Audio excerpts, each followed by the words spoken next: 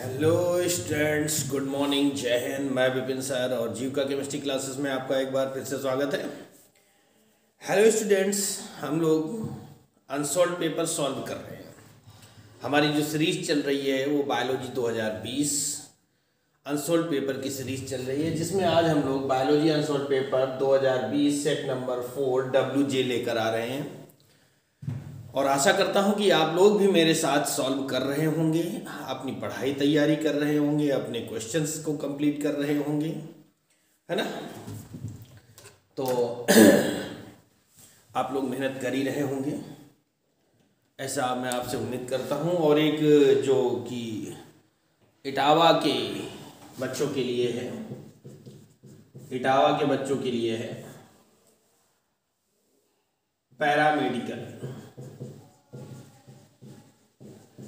Paramedical का batch कल से यानी 6 दिसंबर से बलराम सिंह चौराहा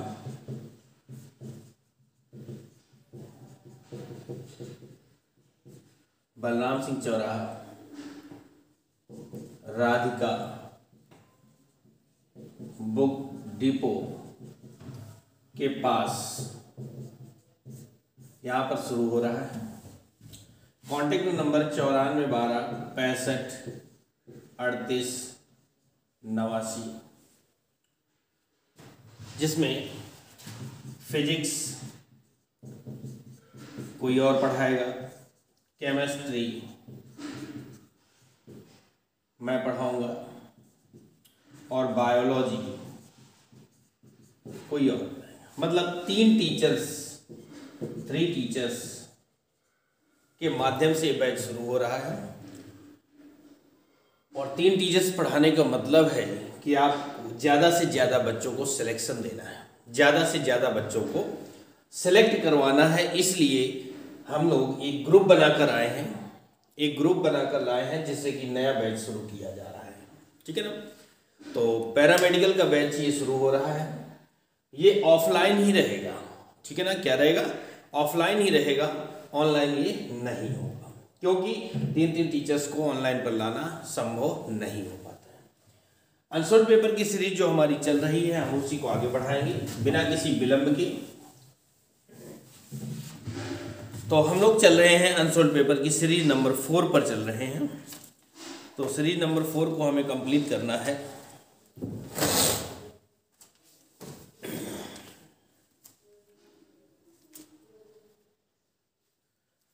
तो जैसे कि पहला क्वेश्चन हमारा ऑप्शनल होता है, आप जानते हैं।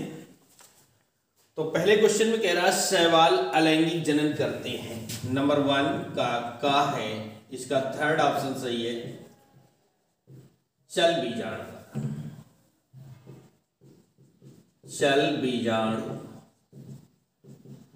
द्वारा।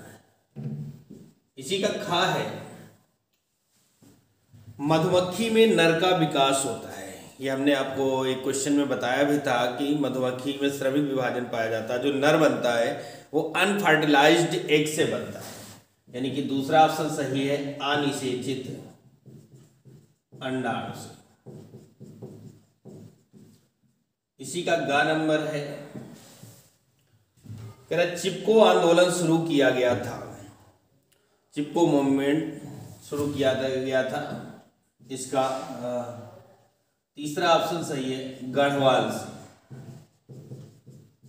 उत्तराखंड का जगह है गढ़वाल। और इसी का पहले का घा नंबर जो है, कह रहा जेनेटिक इंजीनियरिंग का उपयोग होता है कृषि क्षेत्र में, चिकित्सा में, वैक्सीन निर्माण में।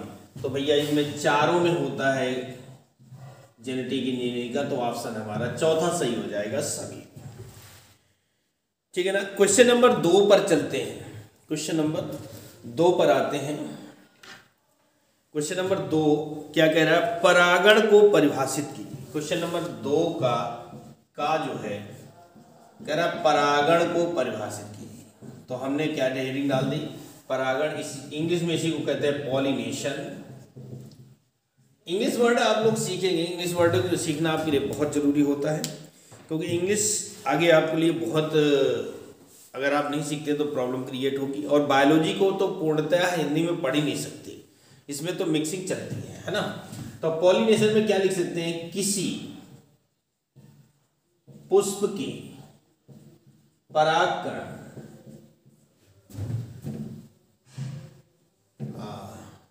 ऐसा ना लिख करके, और सिंपल करते हैं, परागकणों का पराग कोश से निकलकर, परागकणों का पराग कोश से निकलकर वर्तिकाग्र,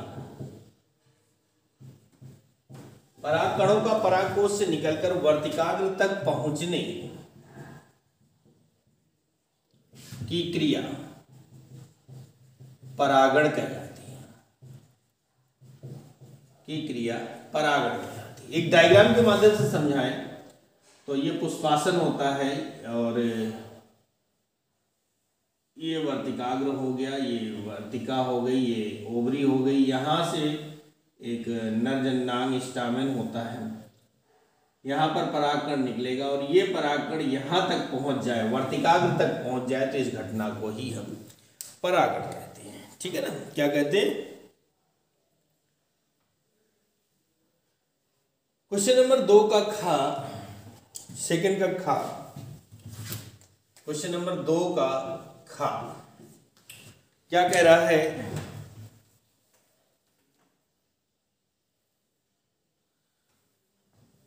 क्वेश्चन नंबर 2 का खा जो है कह रहा है कि बाह्य डीएनए और संवाहक डीएनए के मिश्रण से बनने वाला डीएनए क्या कहलाता है।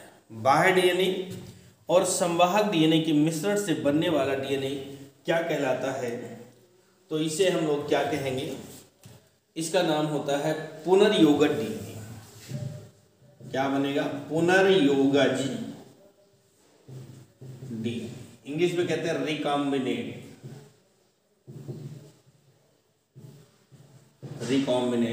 डीएनए, पुनर्योगज डीएनए बनता है। बाह्य डीएनए और संवाहक डीएनए के मिश्रण से पुनर्योगज डीएनए बनता है। क्वेश्चन नंबर दूसरे का गा, सेकंड की गा की बात करते हैं। दूसरे का गा क्या कह रहा है, स्टेम कोशिकाओं का कार्य लिखिए, तो हेडिंग डाल देंगे स्टेम कोशिकाओं के कार्य, स्टेम कोशिकाओं के कार्य लिखना है हमें।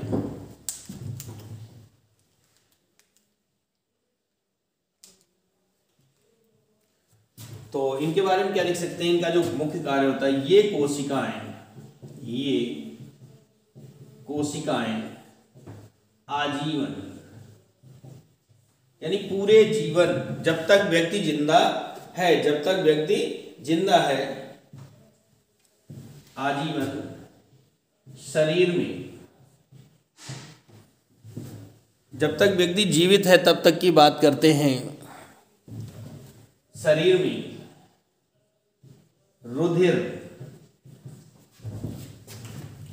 रुधिर कोशिकाओं का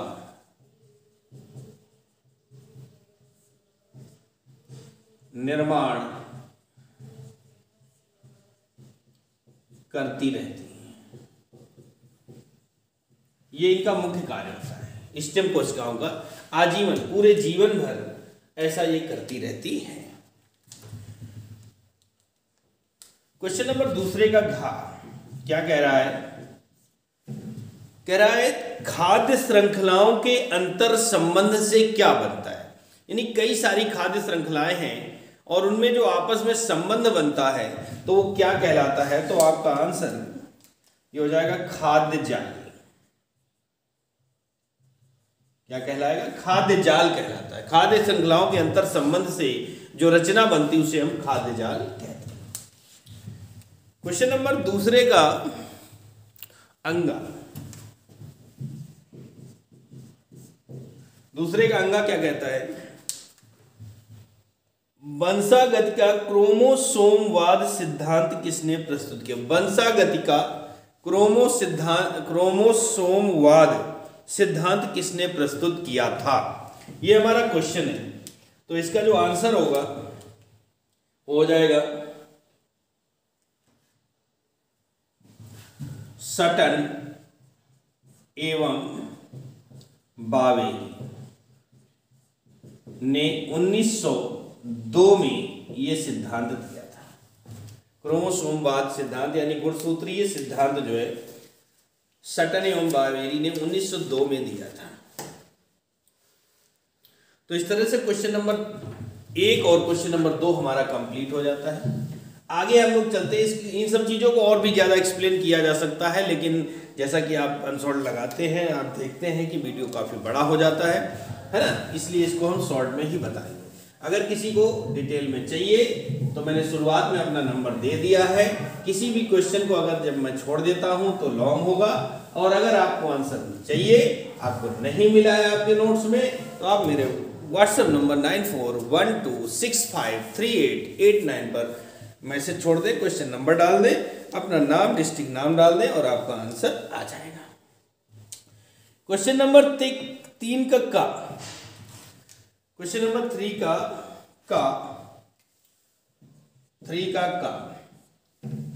कह रहा वाटसन एवं क्रिक द्वारा प्रस्तुत डीएनए के द्विकुंडलीय मॉडल का नामांकित चित्र बनाइए। तो वाटसन एवं क्रिक के द्विकुंडलीय जो मॉडल का नामांकित चित्र है, ये आपका पिछले सेट में हो चुका है ना। वाटसन एवं क्रिक का द्विकुंडलीय मॉडल पिछले सेट में हो चुका है, वो भी सेट नंबर 2 में। सेट नंबर 2 में मुझे क्वेश्चन नंबर याद नहीं है, लेकिन सेट नंबर 2 में इसका द्विकुंडलीय मॉडल का डायग्राम बनवाया जा चुका है, तो वहीं से देख लेंगे। 3 का कह रहा है स्टैनले मिलर ने अपने प्रयोग में किन किन गैसों का उपयोग किया था? स्टैनले मिलर ने अपने प्रयोग में किन किन गैसों का प्रयोग किया था? क्वेश्चन नंबर 3 का तो इसका आंसर हम लोग देंगे स्टैनले मिलर ने अपने प्रयोग में मेथेन, अमोनिया, मेथेन, इसका सूत्र लिख देता हूं मैं, CH4, अमोनिया, NH3 तथा हाइड्रोजन H2, इन 3 गैसों का उपयोग किया था। इन्हीं 3 गैसों के सहारे उन्होंने अपना प्रयोग सम्मिलित किया था। 3 का क्वेश्चन नंबर 3 का कह रहा खड़ी फसल क्या है? तो हेडिंग डाल देंगे खड़ी फसल। क्या डाल दिया भैया? खड़ी फसल। क्वेश्चन था हमारा खड़ी फसल क्या है, उसके बारे में हमको बताना है, तो हम लोग खड़ी फसल के बारे में बताएंगे। क्या है खड़ी फसल? वह फसल जो पक कर तैयार, ऐसा कर लो, पक चुकी हो, लिख दे। वह फसल जो पक चुकी हो और कटाई के लिए तैयार हो,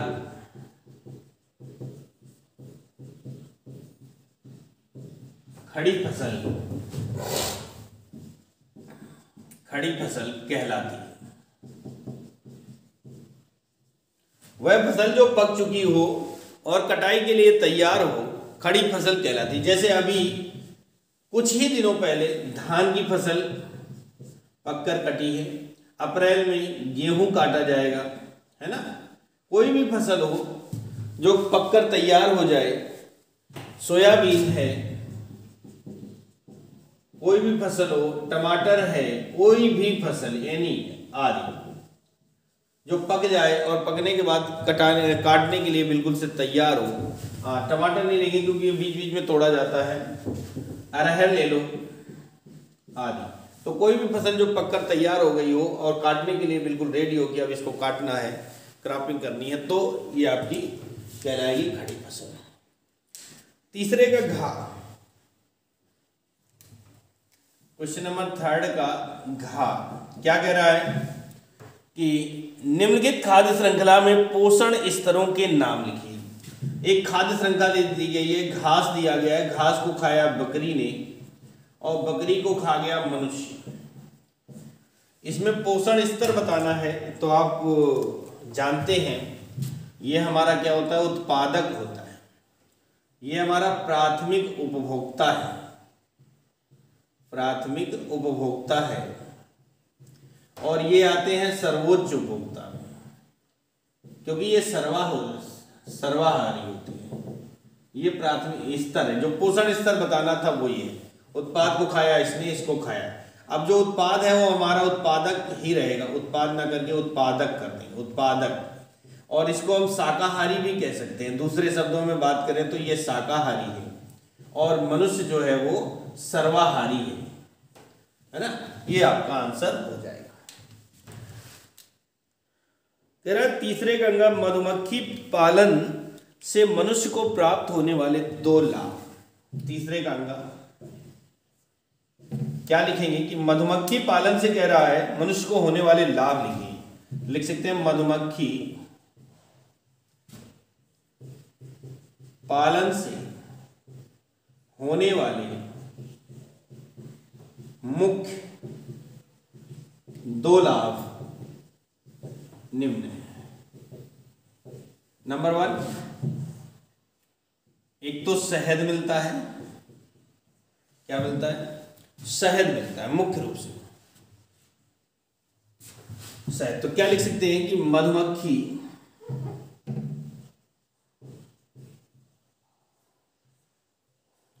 पालन से मुख्य रूप से शहद प्राप्त होता है, जिसका मुख्य उपयोग औषधियों में किया जाता है। आप जानते हैं खांसी वगैरह कोई भी दवा होता है, कहते हैं डॉक्टर कहते हैं ना कि शहद से पियो, औषधियों में किया जाता है।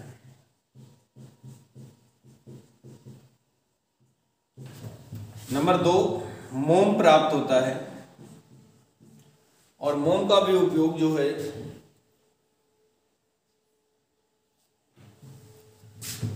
मोम का उपयोग औषधियों के साथ साथ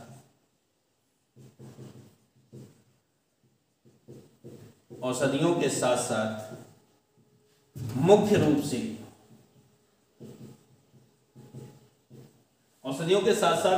से सौंदर्य प्रसाधन।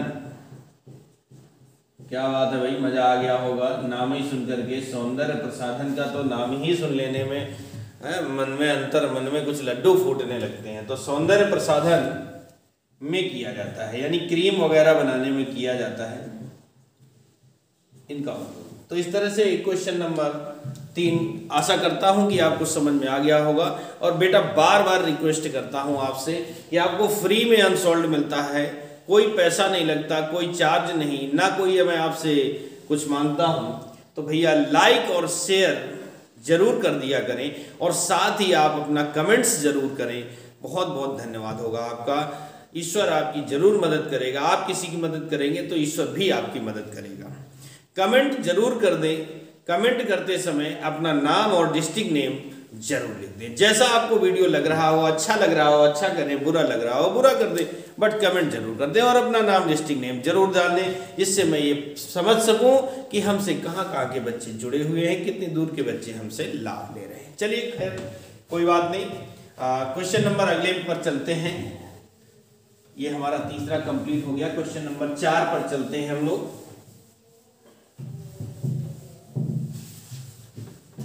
क्वेश्चन नंबर 4 कह रहा है मेंडल के पृथक्करण नियम को उदाहरण द्वारा समझाइए।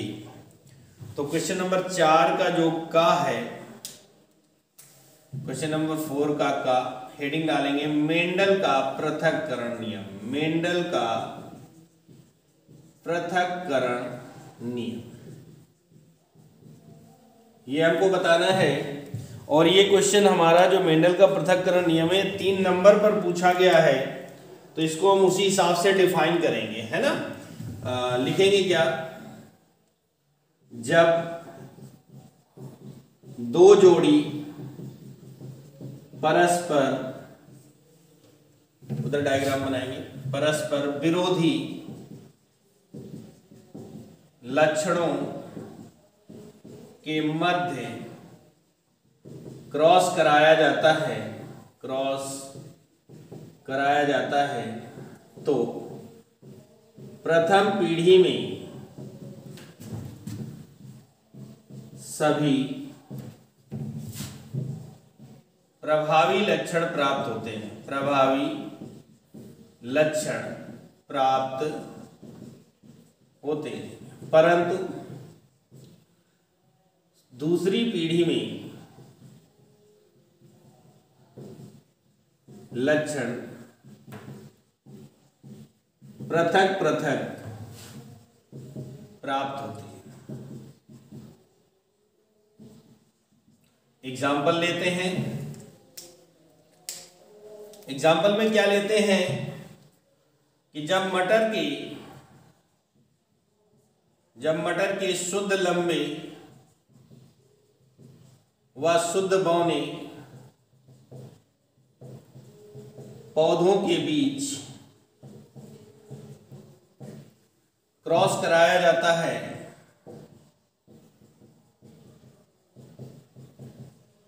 तो क्रॉस कराया जाता है तो प्रथम पीढ़ी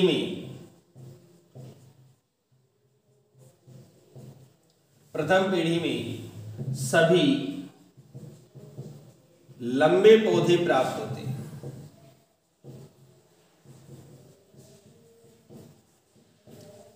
परंतु इनमें स्वपरागण कराने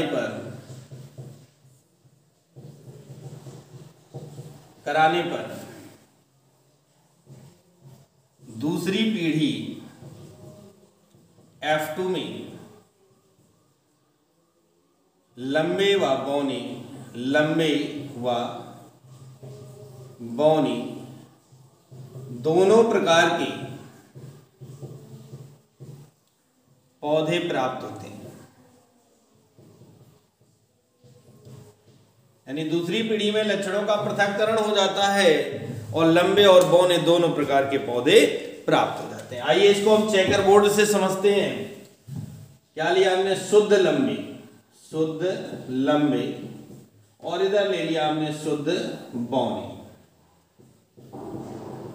लंबे के लिए टॉल यानी कैपिटल टी और बौने के लिए स्मॉल टी। आप लोग इसको नीचे बनाएंगे, स्क्रीन में नहीं आएगा इसलिए हमने इसको यहां बना दिया। इसमें बनते हैं युग्मक। क्या बनेंगे, ये हमारा चेकर बोर्ड युग्मक, इसका कैपिटल टी होगा और इसका स्मॉल टी होगा, दोनों को क्रॉस कराएंगे तो कैपिटल टी स्मॉल टी, ये F1 पीढ़ी हो गई, F1 पीढ़ी यानी फर्स्ट पीढ़ी। और यहाँ पर ऑल टॉल, सारे लंबे लंबे पौधे प्राप्त होते हैं। बट अगर इनमें हम सेल्फ पॉलिनेशन यानी कि स्वपरागण करा दें तो दूसरी पीढ़ी F2 में लक्षणों का पृथक्करण हो जाता है। ये कैपिटल टी स्मॉल टी, इसका क्रॉस इससे कराएंगे तो कैपिटल टी। अब यही क्यों लिया, क्योंकि स्वपरागण करा रहे तो इसी का इसी में क्रॉस होगा, इसलिए दोनों मेल भी और फीमेल प्लांट भी दोनों एक ही टाइप में। इसका इसमें गुणा करेंगे कैपिटल टी स्मॉल टी, इसका करेंगे कैपिटल टी स्मॉल टी, इसका इससे करेंगे स्मॉल टी, है ना। तो जब हम इसका क्रॉस कराएंगे तो क्या आ जाएगा, ये होगा प्योर टॉल। ये होगा क्या, हाइब्रिड टॉल।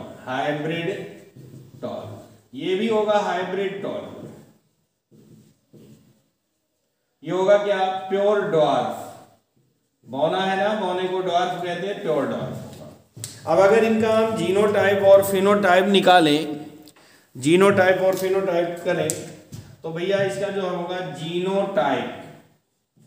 जीनोटाइप में कैपिटल टी का एक प्लांट है, कैपिटल टी स्मॉल टी के दो हैं और स्मॉल टी का 1 है।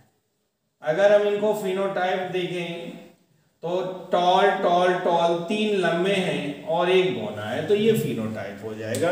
ये हमारा क्वेश्चन नंबर 4 का कंप्लीट होता है।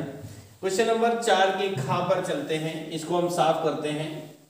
आशा करता हूं आपको समझ में आ रहा होगा। अगर कोई प्रॉब्लम है तो आप हमें कमेंट करके बता सकते हैं, है ना। और कमेंट में अपना नाम, डिस्ट्रिक्ट नेम जरूर डालें। मैं आप लोगों को रिप्लाई भी देता हूं, पूछता भी हूं।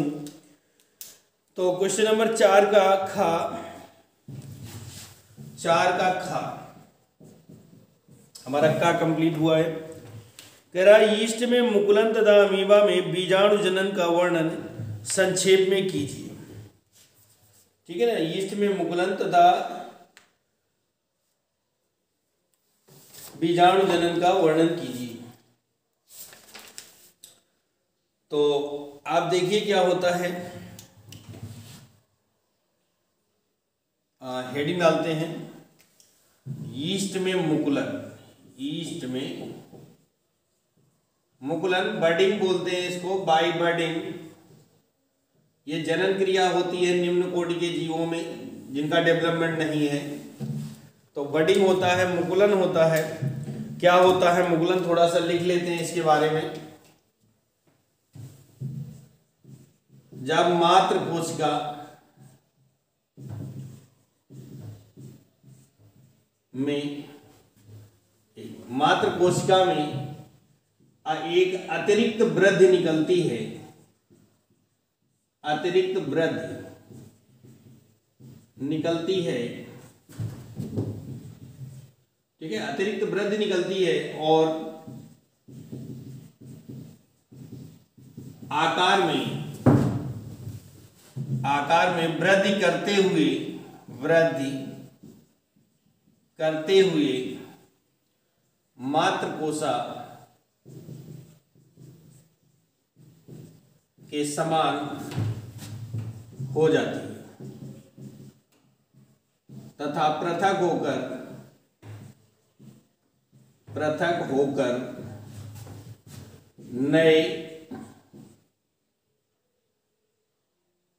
नए जंतु को नई कोशिका कर दे, नई कोशिका को जन्म देती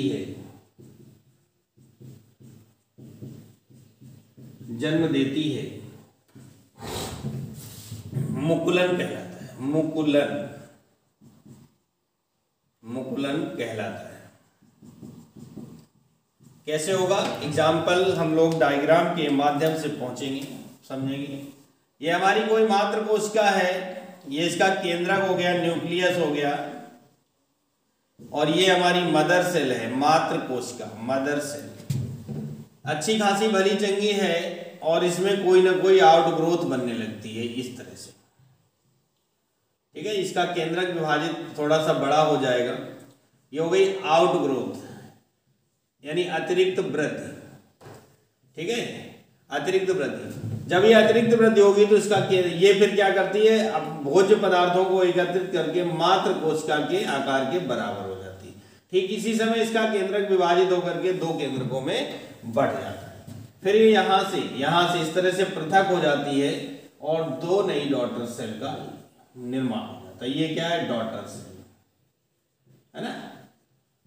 क्या हुआ, एक कोशिका से, एक मदर सेल से 2 नई कोशिकाएं बन गई, इससे 2 जंतुओं का जन्म हो जाता है। ये मुकुलन कहलाता है, ठीक है ना। और इसी ने कहा अमीबा में बीजाणु जनन, स्पोरुलेशन बाय स्पोर्स, अमीबा में बीजाणु जनन का वर्णन करना है।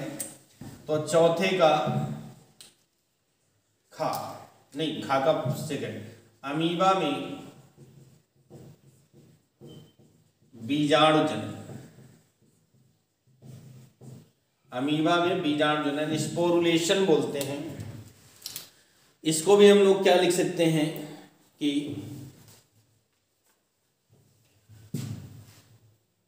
इस विधि में कोशा का जीव द्रव्य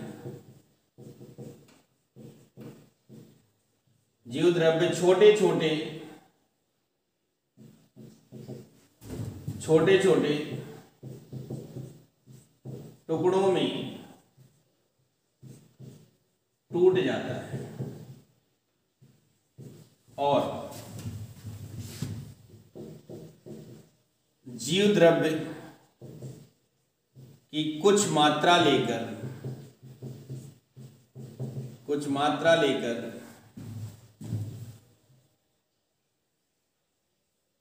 जीव द्रव्य की कुछ मात्रा लेकर स्पोर बनाता है, यानी बीजाणु बनाता है। स्पोर बनाता है, बीजाणु बनाता है। कोशिका भित्ति के फटने पर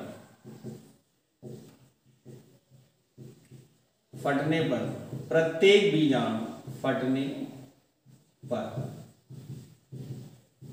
बीजाणु मुक्त होकर नई कोशिका को जन्म देता है।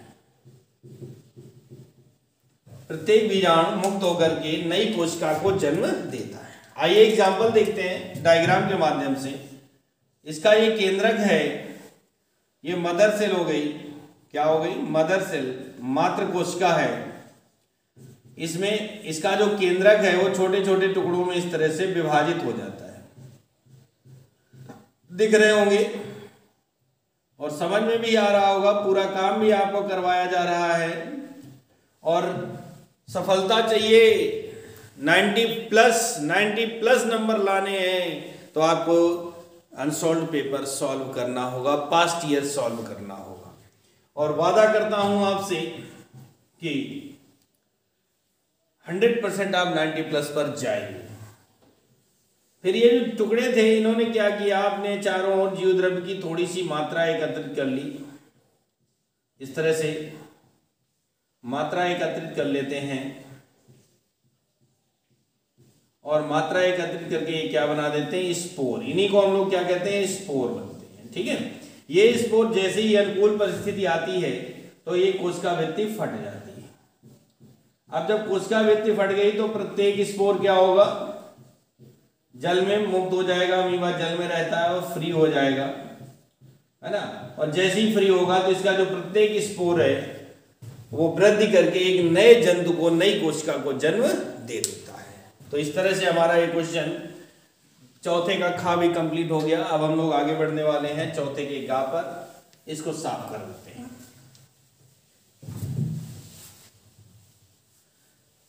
इसमें से कुछ क्वेश्चन अनसोल्ड के ऐसा भी हो सकता है कि रिड्यूस हो, 30% सिलेबस के अकॉर्डिंग रिड्यूस हो, तो वो आप लोग अपने सिलेबस से देख लीजिएगा और उसको कट करते रहिएगा। ठीक है। चौथे का गा कह रहा है रोग जनक क्या है? मनुष्य में टाइफाइड ज्वर तथा सामान्य जुखाम उत्पन्न करने वाले रोग जनकों के नाम तथा इन रोगों के लक्षण लिखिए। बहुत लंबा कर दिया भैया। क्वेश्चन नंबर 4 का, अरे ये क्यों रह गया है यार, ये भी तो है। क्वेश्चन नंबर 4 का गा, हेडिंग डालेंगे रोग जनक, पैथोजेंस। रोग जनक क्या है? क्वेश्चन हमारा है रोग जनक क्या है। तो रोग जनक के बारे में हम लोग लिखेंगे, क्या होते हैं रोग जनक।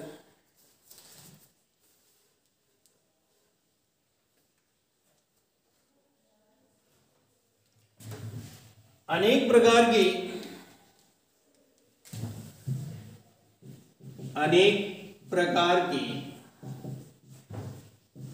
सूक्ष्म जीव जैसे बैक्टीरिया, वायरस, फंजाई,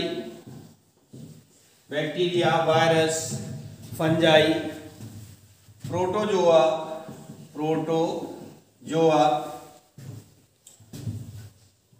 कृमि, वर्म्स बोलते हैं, वर्म्स आदि जो मनुष्य में रोग उत्पन्न करते हैं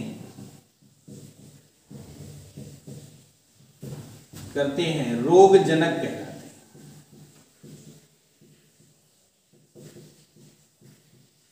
रोग जनक कहलाते हैं।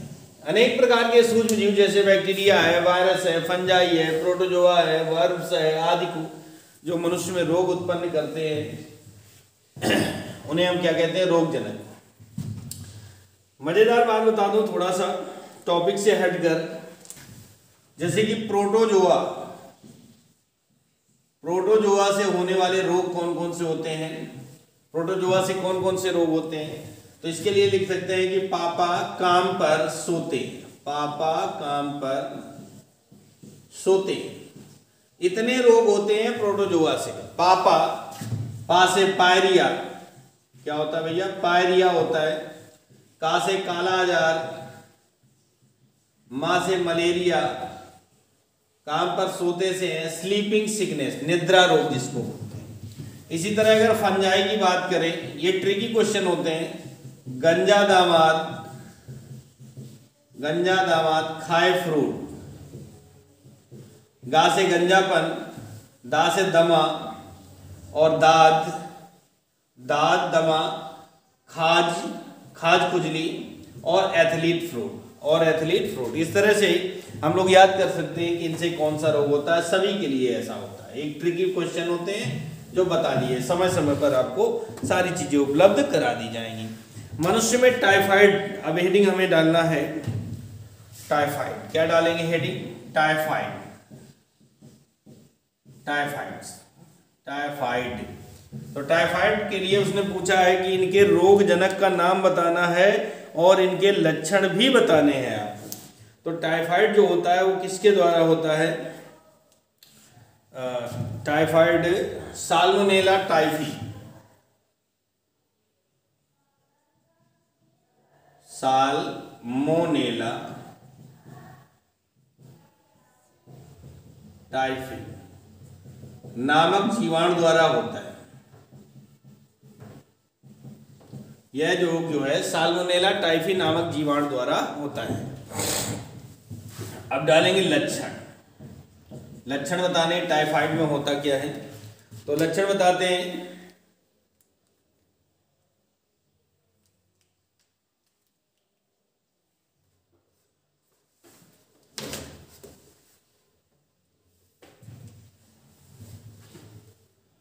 टाइफाइड, रोगी को बुखार आता है, नंबर 1 करेंगे। रोगी को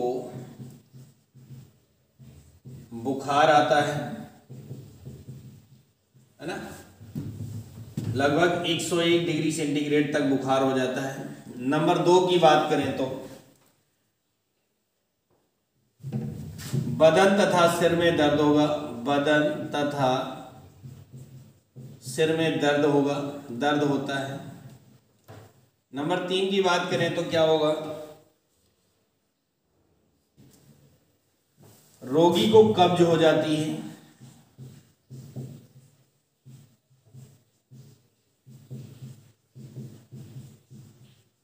रोगी को कब्ज हो जाती है। नंबर 4 आंत से ब्लड आ सकता है। ये गंभीर अवस्था में होता है, जब रोग बढ़ता चला गया आपने ध्यान नहीं दिया तब की बात है। नंबर 5 अंततः रोगी की मृत्यु हो सकती है, रोगी की मृत्यु हो सकती है। इसके बाद आपका अगला रोग है, वो कह रहा है सामान्य जुखाम। इसी क्वेश्चन में जोड़ रखा है सामान्य जुखाम क्या है। सामान्य जुखाम किसके द्वारा होता है उसके बारे में बताना है आपको। तो सामान्य जुखाम जो है वो राइनो विषाणु या फिर कोरोना भी कह सकते हैं, कोरोना विषाणु से भी होता है। राइनो विषाणु या कोरोना विषाणु से भी होता है। ठीक है। लक्षण की बात करें तो लक्षण क्या होते हैं, नंबर 1 पर लिखते हैं। आप तो जानते ही हैं लक्षण में, है ना, क्या जानते हैं? देसी घी टपकता रहता है और उसको अगर कलेक्ट कर ले तो शायद कि जो अपने भारत देश में खिचड़ी का त्यौहार होता है उसके लिए कलेक्ट हो जाएगा। खैर कोई बात नहीं, मजाक की बात है। तो लक्षण में क्या होगा, नंबर 1 श्वसन मार्ग की श्लेष्म कला में सूजन आ जाती है। श्वसन मार्ग की श्लेष्म कला में सूजन आ जाती है। नंबर 2, छींकें आती हैं, ये तो आप जानते हैं, छींकें आती हैं। नंबर 3, नाक लाल हो जाती है ना, नाक लाल हो जाती है ना, और पोंछ के कट भी जाती है। अगर हम बार बार पोंछे और नहीं पोंछेंगे तो टपक जाएगी, नहीं पोंछेंगे तो टपक जाएगी। अब वो चाहे पढ़ाई की किताब पे टपक जाए या कहीं और खाने पीने में टपक जाए तो पोंछना तो पड़ता ही है। तो नाक कट भी जाती है पोंछ करके, है ना। गले में खराश हो सकती है, गले में खराश हो सकती है, खराश हो सकती है। अनसोल्ड पेपर को सॉल्व अच्छे से करना है, मेहनत से करना है, वीडियो को ढंग से देखना है, जो चीज़ समझाई जाती है उसको समझना है। अगर ऐसा आप नहीं करेंगे तो मैं आपको बता दूं कि आप क्या करें। आप जब एग्जाम देकर आएंगे और आपके अभिभावक यानी आपके गार्जियंस या साथ के बच्चे या आपके टीचर्स आपसे पूछेंगे कि भैया पेपर कैसा गया, तो आपका पेपर, सभी बच्चों का पेपर कहते क्या है, अच्छा गया है, बहुत बढ़िया गया है बहुत बढ़िया गया है। पेपर खराब जाते ही नहीं है। और जब एग्जाम के बाद रिजल्ट आता है तो नंबर कम हो जाते हैं, तो हम एक नहीं 100-150 गालियाँ किसको, एग्जामिनर को देते, साला पी के बैठा था, ये किया, उसने किया, उसने ध्यान नहीं दिया, पढ़ के नहीं चेक किया, अंधी बैठे हैं, फ्री में चेक कर दिया। लेकिन ऐसा होता नहीं है मेरे बच्चों, क्योंकि हम गलतियां करके आते हैं और गलतियां करने के बावजूद वो उस पर कॉपी पे होता नहीं है, क्योंकि हमने पूरी मेहनत। हम लोग क्या करते हैं, हम लास्ट दिन पढ़ेंगे। अगर सपोज दैट 25 फरवरी को एग्ज़ाम है तो हम लोग 23 फरवरी से पढ़ना स्टार्ट करेंगे और अपने आप को स्वामी विवेकानंद से कम नहीं आंकते। स्वामी विवेकानंद से कम नहीं आंकते, हम लोग स्वामी विवेकानंद से आगे हैं या उनको टच करके आए हो ना, उनकी छाया। क्योंकि स्वामी विवेकानंद जी में ही एक ऐसी अद्भुत क्षमता थी, जो एक बार पढ़ लेते थे उन्हें हमेशा हमेशा के लिए याद हो जाता था। तो तुम लोग उनके चाचा अपने आप को समझते हो, सोचते हो कि हम तो उसी दिन पढ़ेंगे और पूरी बायोलॉजी, पूरी केमिस्ट्री, पूरी फिजिक्स, हिंदी, इंग्लिश किला फतेह करके आएंगे, है ना। ऐसा होता नहीं बेटा, पढ़ाई तब होती जब आप डेली पढ़ेंगे, ठीक है। क्वेश्चन नंबर 4 का घा करा निम्नलिखित में विभेद कीजिए। तो भैया स्वामी विवेकानंद जी ना बने। 4 का घा का फर्स्ट है, अंतर बताना है, कह रहा वाहिद मल का प्राथमिक तथा द्वितीयक उपचार। तो यहां लिख देंगे प्राथमिक उपचार और इधर लिख देंगे द्वितीयक उपचार, है ना। प्राथमिक उपचार, द्वितीयक उपचार। और आपको बता दूं, मैं भी पढ़ता हूं, मैं तो केमिस्ट्री पढ़ाता हूं ना, केमिस्ट्री का टीचर हूं। आप लोगों की मांग के आधार पर मैंने बायोलॉजी शुरू की, वो भी अनसोल्ड में। तो बायोलॉजी का अनसोल्ड क्या ऐसी थोड़ी नहीं हो जाता, पहले मुझे उसका सोल्यूशन ढूंढना पड़ता है, उसे पढ़ना पड़ता है, तब सोल्यूशन बनाता हूँ।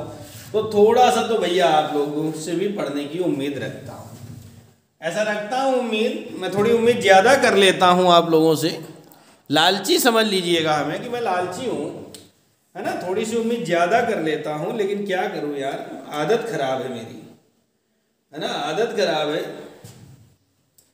तो नंबर 1 लिख सकते हैं, यह उपचार की भौतिक विधि है, यह उपचार की भौतिक विधि है। और यह जो है उपचार की रासायनिक विधि है, यह उपचार की रासायनिक विधि है। नंबर 2 की बात करें तो दूसरा पॉइंट क्या कहता है, ये पहला हो गया।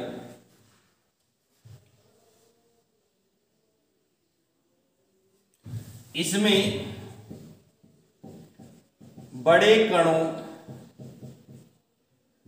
कागज, पॉलीथीन, जो हम लोग नाली में बहा देते हैं उनकी बात कर रहे हैं, पॉलीथीन आदि को यानी फिल्टर करके नहीं, आदि को पृथक किया जाता है, आदि को पृथक किया जाता है, ठीक है। और इसमें क्या होता है, इसमें घुलित पदार्थों को, इसमें घुलित पदार्थों को पृथक किया जाता है,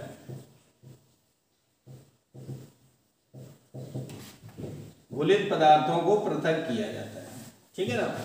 नंबर 3 है, यह प्रक्रिया थोड़ा हो सकता है राइटिंग गड़बड़ हो यार, कम पढ़ा लिखा हूं ना इसलिए। यह प्रक्रिया साधारण, तो आप लोग समझ लीजिएगा मैं बोलता भी हूं, है ना। यह प्रक्रिया साधारण व कम समय लेती है, कम समय लेती है। और नंबर 3 पर है, यह प्रक्रिया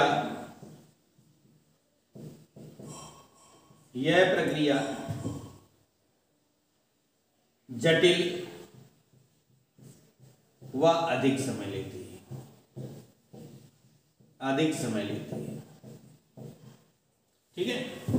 मैं आपको बता दूं कि आपका एक क्वेश्चन ये वाला कंप्लीट हो गया, फर्स्ट पार्ट, है ना। 3 नंबर 1.5 नंबर पर है। तो मैं भैया 10th मेरी हो गई थी 99 में, 12th हुई है 2002 में, बीएससी 2005 में, एमएससी केमिस्ट्री 2007 में, बीएड 2011 में, टेट प्राइमरी व जूनियर दोनों 2011 में हो गए थे। और एमए जब तक जॉब नहीं लगी, 2011 में पास हो गया था, जॉब नहीं लगी, तो एमए इकोनॉमिक्स से मेरी 2015 में हो गई थी। फिर बैठे बैठे मेरे फ्रेंड ने कहा एमएससी जूलॉजी भी कर लिया मैंने, एमएससी जूलॉजी हो गई थी मेरी 2017 में। मैं तो ज़्यादा पढ़ा लिखा नहीं हूँ यार, बहुत थोड़ा पढ़ा लिखा हूँ, इतनी कम डिग्री है मेरे पास, क्या करूँ।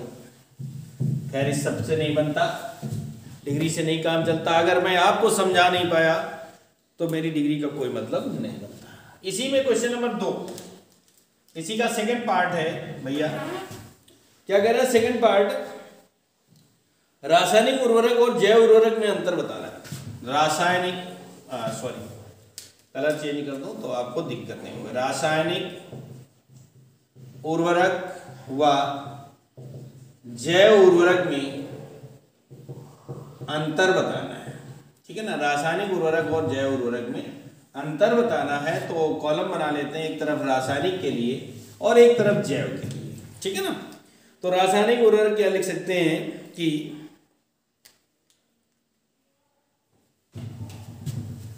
ये महंगे होने के साथ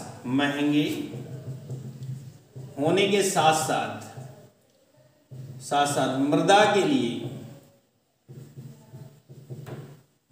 लिए हानिकारक होते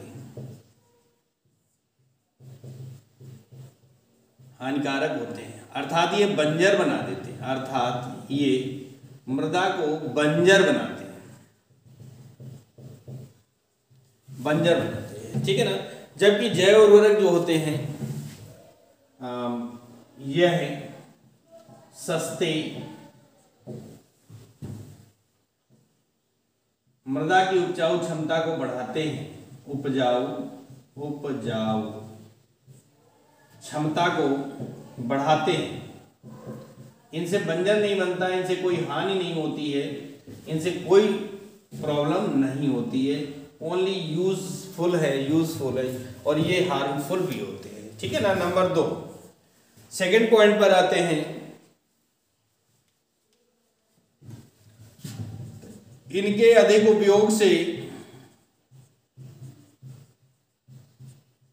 उपयोग से हमारे स्वास्थ्य पर बुरा प्रभाव पड़ता है। और इधर लिखेंगे नंबर 2, इनके उपयोग से स्वास्थ्य पर कोई प्रभाव नहीं पड़ता। मतलब इनसे फायदा तो होता ही होता है, हानि तो हो ही नहीं सकती, कोई प्रभाव नहीं पड़ता है। ठीक है ना, ये 2 पॉइंट हो गए। नंबर 3 की बात करें,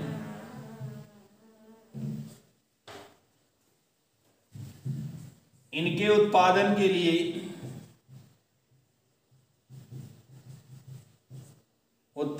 लिए कोयला, पेट्रोलियम आदि की आवश्यकता होती है, आदि की आवश्यकता होती है। और इनके लिए ये फ्री में मिलते हैं, फ्री में मिलते हैं। कैसे भैया? एग्जाम्पल लें तो जैसे कि गोबर हो गया और वनस्पत पत्तियां हो गई,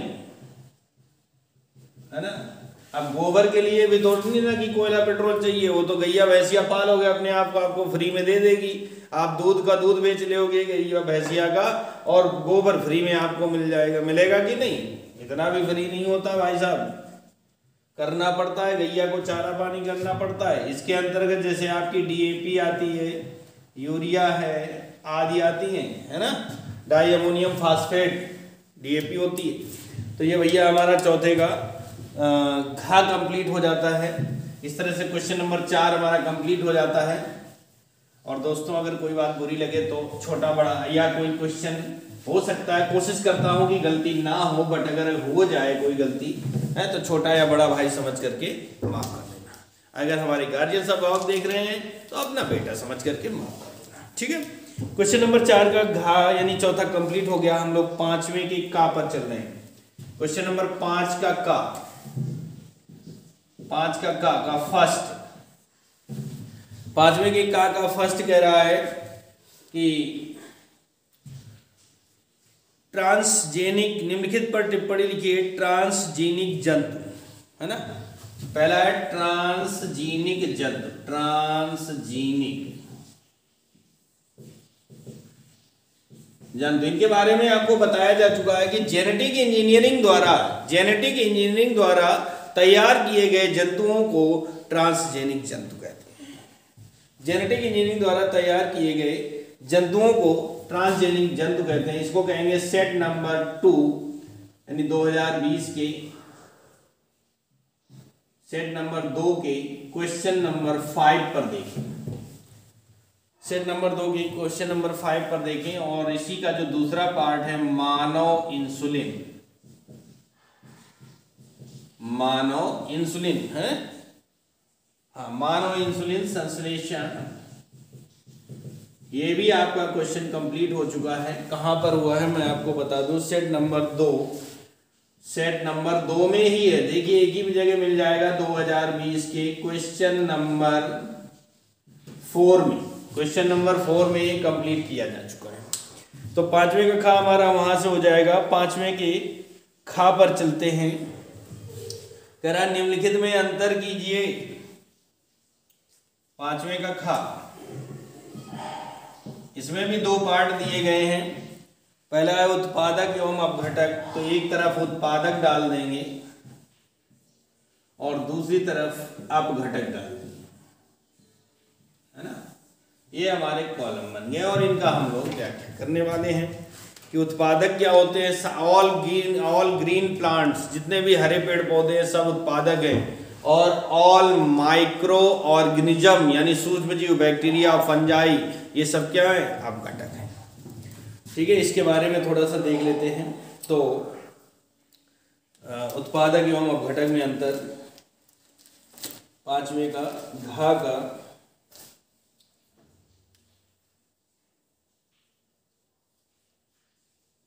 सॉरी 5वें का खा, घा नहीं 5वें का खा है।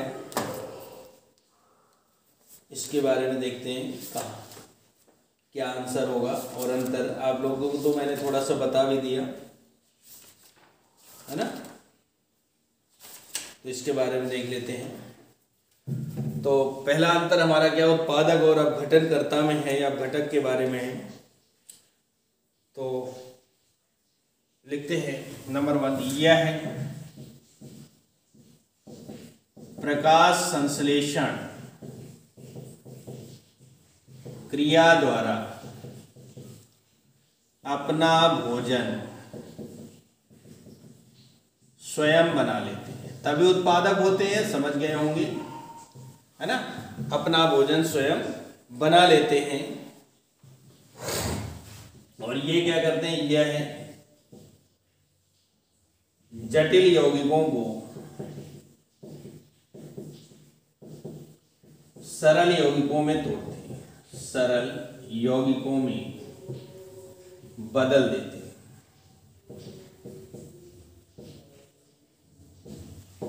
सरल यौगिकों में बदल देते हैं। नंबर 2, यह है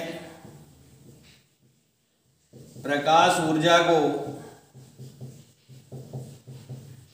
रासायनिक ऊर्जा में परिवर्तित कर देते हैं। और दूसरा है, यह रासायनिक ऊर्जा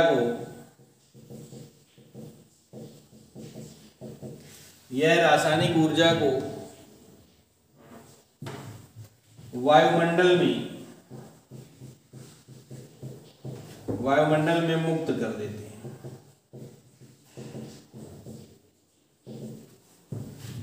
नंबर 3, तीसरा पॉइंट है, ये स्वपोषी होते हैं। जब अपना खाना स्वयं बनाएंगे तो स्वपोषी होंगे ना, ये स्वपोषी होते हैं। और ये क्या होते हैं, क्या कहोगे आप, परपोषी। ऐसा नहीं है, परपोषी में प्रकार होता है, ये मृतपोषी होते हैं, मृतपोषी होते हैं। नंबर 4, ये खाद्य श्रृंखला प्रारंभ करते हैं, यानी इनसे शुरू होती है। और नंबर 4, ये खाद्य श्रृंखला समाप्त करते हैं, यहां से डाइंड कर देते हैं, समाप्त करते हैं। ठीक है, ये आपका 5वें के खा का पहला पार्ट कंप्लीट हुआ। आगे ये है प्राथमिक अनुक्रमण तथा द्वितीयक अनुक्रमण। ठीक है,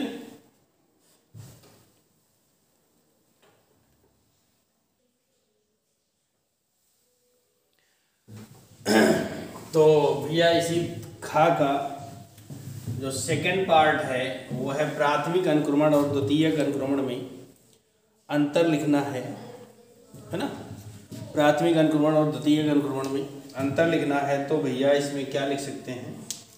नंबर 1, किसी खाली स्थान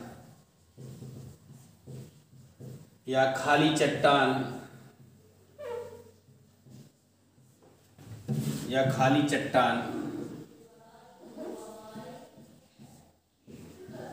पर होने वाले अनुक्रमण को प्राथमिक अनुक्रमण कहते हैं।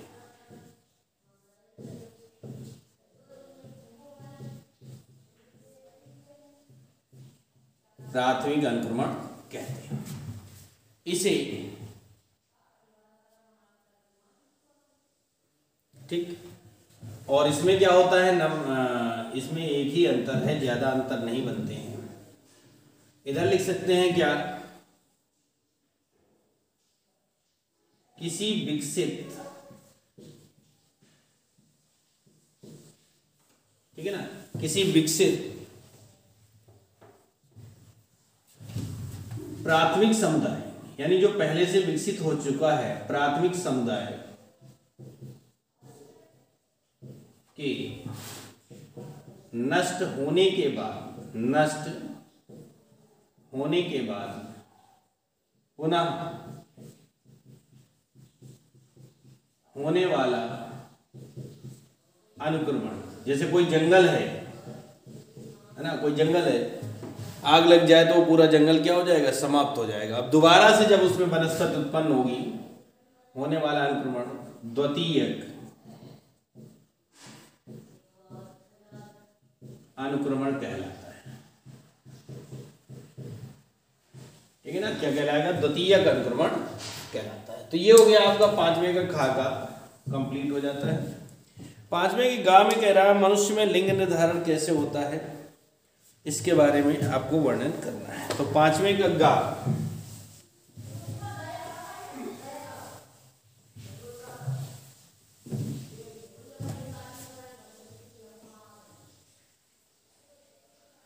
पांचवें का गा कह रहा मनुष्य में लिंग निर्धारण कैसे होता है।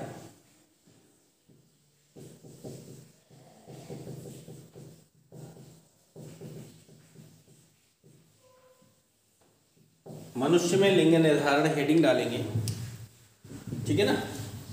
क्या डाल दिया भैया, हेडिंग डाल दिया मनुष्य में लिंग निर्धारण। और हेडिंग डालने के बाद इसमें थोड़ा लेंदी है, तो मैंने आपको, जैसा कि हम लोग पहले करते आए हैं कि लेंदी क्वेश्चन को हम लोग लिखते आए हैं, हम बोलते आए हैं, है ना।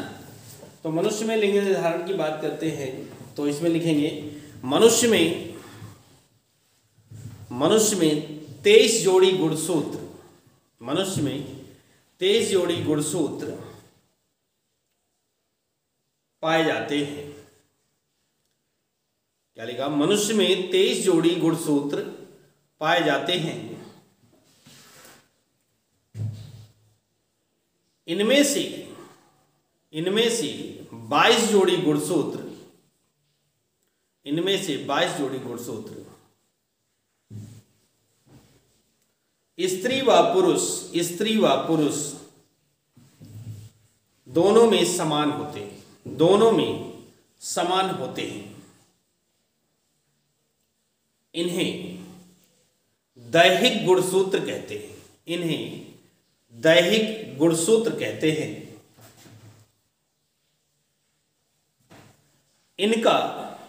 इनका लिंग निर्धारण में कोई योगदान नहीं होता, कोई योगदान नहीं होता। जबकि 23वीं जोड़ी के गुणसूत्र स्त्री और पुरुष में भिन्न भिन्न होते हैं, स्त्री और पुरुष में भिन्न भिन्न होते हैं। स्त्री में ये XX कैपिटल लेटर में लिखें, तथा पुरुष में XY होते हैं। इन्हें ही लिंग गुणसूत्र कहते हैं। यही लिंग का निर्धारण करते हैं, यही लिंग का निर्धारण करते हैं। पैराग्राफ चेंज करेंगे, नई लाइन से लिखेंगे युग्मक जनन की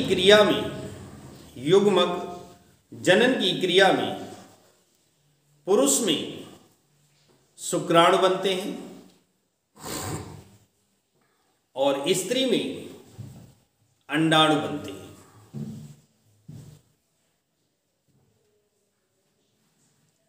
सभी अंडाणु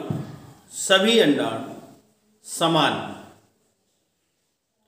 XX प्रकार के होते हैं।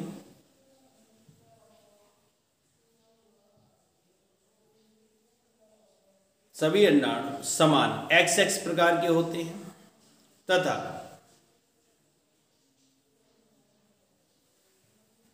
आधे शुक्राणु, अब मनुष्य की बात, पुरुष की बात है, आधे शुक्राणु 22+X प्रकार के और आधे 22+Y प्रकार के होते हैं।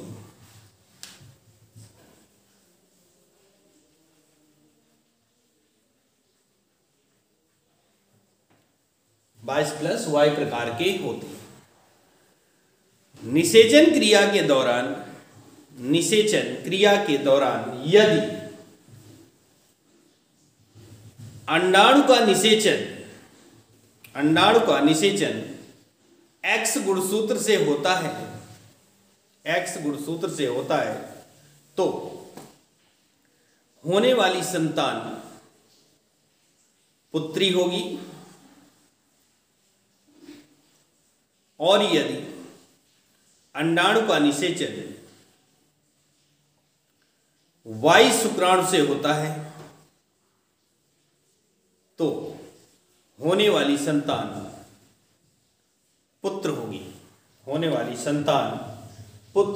आइए इसका चेकर बोर्ड बनाते हैं। पुरुष स्त्री, पुरुष में 23वीं जोड़ी के गुणसूत्र XY होते हैं और इनमें XX होते हैं, यानी स्त्री ऑटोसोम होती है, ये हेटेरोसोम। इनमें युग्मक बनेंगे।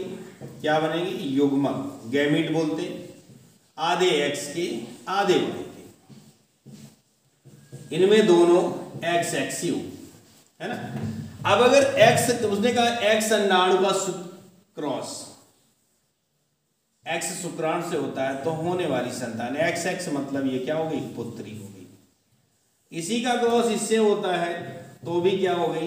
पुत्री हुई। इसका इससे होता है Y गुणसूत्र से तो ये क्या हो जाएगा? पुत्र। इसका इससे होता है तो XY, ये क्या हो जाएगा? पुत्र। ये हो गया मनुष्य में लिंग निर्धारण। ठीक है ना। क्वेश्चन आपका 5वें का कंप्लीट हो गया। और जो क्वेश्चन नंबर 5वें का घा है, 5 का घा कह रहा पॉलीमरेज श्रृंखला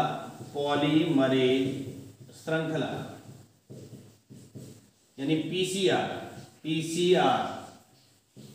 पॉलीमरेज श्रृंखला अभिक्रिया PCR है ना। ये हमारी सेट नंबर 3 की क्वेश्चन नंबर सेट ऐसा कि क्या लिखे 2020 सेट नंबर 3 के क्वेश्चन नंबर 6 में कराया जा चुका है। इसको आप वहीं से सॉल्व कर लेंगे तो हमारे क्वेश्चन नंबर 5 तक कंप्लीट हो जाता है। अब हम लोग चलने वाले क्वेश्चन नंबर 6 पर, जो कि 4 नंबर का क्वेश्चन होता है। क्वेश्चन नंबर 6 पर चलते हैं। 6 का मलेरिया परजीवी के जीवन चक्र का नामांकित चित्र बनाइए। मलेरिया परजीवी के जीवन चक्र का नामांकित चित्र बनाइए। तो भैया मलेरिया परजीवी का जो जीवन चक्र का डायग्राम है उसको मैं आपको बता दूं कि आप सेल्फ अपने स्वयं नोट्स से करें या मॉडल पेपर से करें। अगर मेरी देखें तो मैं थोड़ा सा आपको एक हेल्प कर देता हूं, जिसमें मैं आपको दिखा देता हूं डायग्राम, शायद आपकी समझ में आ जाए। क्योंकि मलेरिया परजीवी का एक सिंपल रूप बनाने की कोशिश की है, बहुत सिंपल करने की कोशिश की है, तब जाकर के इतना सिंपल हो पाया है। ठीक है ना। वैसे मलेरिया परजीवी का जो जीवन चक्र है, लाइफ साइकिल है, लाइफ हिस्ट्री है, वो बहुत ही कॉम्प्लेक्स होती है। ठीक है ना। तो आइए देखते हैं, हम आपको दिखाते हैं, शायद आपको दिख रही हो या समझ में आपकी आ जाए।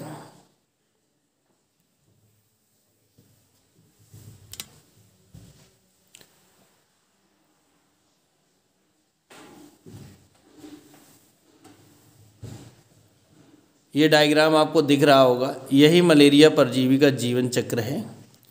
जो आपको शायद समझ में आए तो आप उसको नोट कर सकते हैं। तो 6वें का हमारा यहाँ से कंप्लीट हो जाता है सेल्फ से। 6वें के खा की बात करते हैं। 6 नंबर का खा कह रहा आनुवंशिक कोड क्या है? आनुवंशिक कोड, इंग्लिश में जेनेटिक कोड बोलते हैं। आनुवंशिक कोड को जेनेटिक कोड बोलते हैं इंग्लिश में।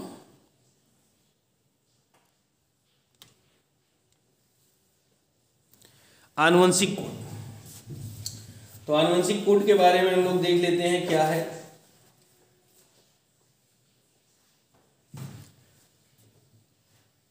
इसकी खोज,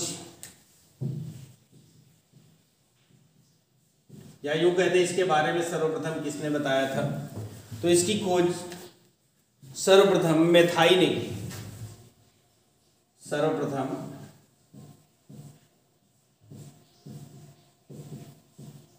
मैथाई ने की। साइंटिस्ट है भैया, इनका नाम सम्मान से लिखा जाता है, सम्मान का मतलब ब्लैक पेन से लिख सकते हैं, मैथाई ने की थी। बाद में नीरेनबर्ग एवं ओकावा, ये अदर साइंटिस्ट हैं जिन्होंने इसको डिफाइन किया है, परिभाषित किया है। तो नीरेनबर्ग एवं ओकावा ने के अनुसार इन्होंने क्या डिफाइन किया, नीरेनबर्ग एवं ओकावा के अनुसार क्या डिफाइन किया भैया, कि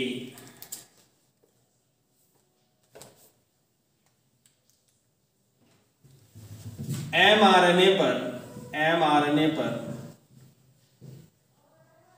उपस्थित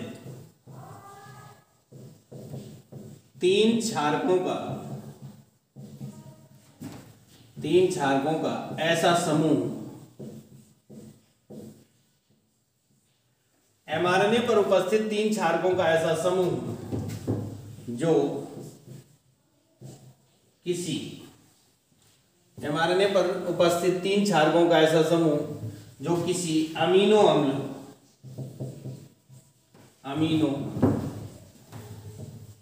अम्ल का संश्लेषण कर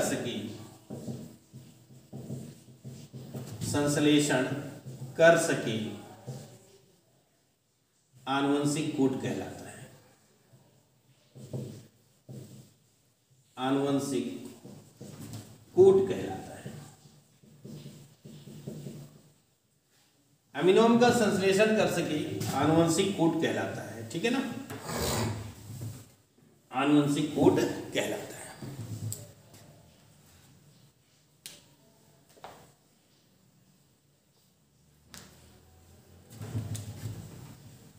इस प्रकार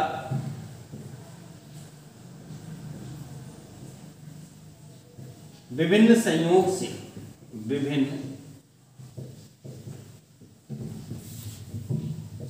से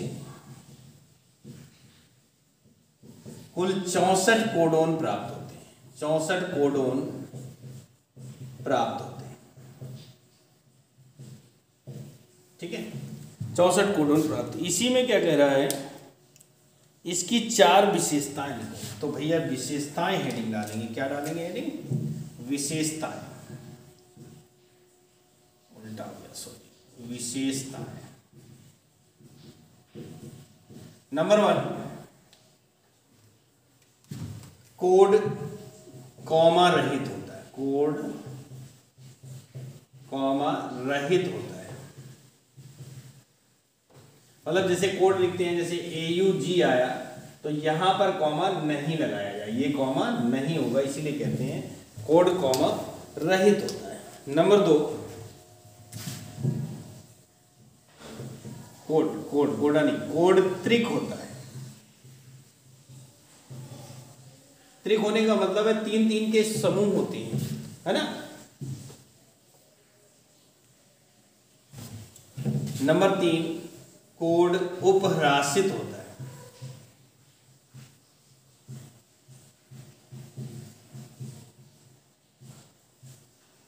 कोड उपह्रासित होता है। नंबर 4, इनका प्रारंभन कोड जो होता है, इनका प्रारंभन कोड AUG तथा समापन कोड, प्रारंभन AUG होता है और समापन कोड 3 होते हैं इसमें,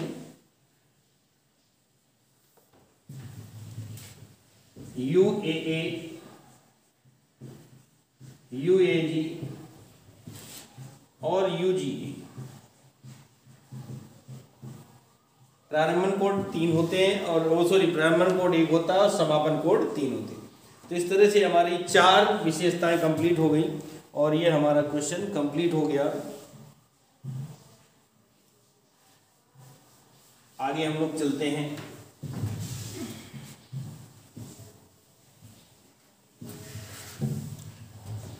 क्वेश्चन नंबर 6 का गा कह रहा जैव उर्वरक मृदा की उर्वरता को किस प्रकार बढ़ाते हैं। तो जैव उर्वरक मृदा की उर्वरता को किस प्रकार बढ़ाते हैं, इनके बारे में, जैव उर्वरक के बारे में 2020 सेट नंबर 3 क्वेश्चन नंबर 3 में बताया जा चुका है। ये 5वें का गा था, है ना, जैव उर्वरक, इसके बारे में आपको बताया गया है। 5वें का घा कह रहा प्रतिबंधन एंजाइम तथा लाइगेज एंजाइम के कार्य लिखिए। प्रतिबंधन एंजाइम और लाइगेज एंजाइम के कार्य के बारे में लिखना है। तो क्या होता है, आइए देखते हैं। क्वेश्चन नंबर 5 नहीं, सॉरी 5 नहीं, ये 6वें का गा है। अब हम लोग 6वें के घा पर चलते हैं। प्रतिबंधन एंजाइम, प्रतिबंधन एंजाइम, पहले ये क्या है इसके बारे में जान लेते हैं और फिर इनके कार्य के बारे में जान लेते हैं। तो प्रतिबंधन एंजाइम में क्या लिखेंगे, लिखिए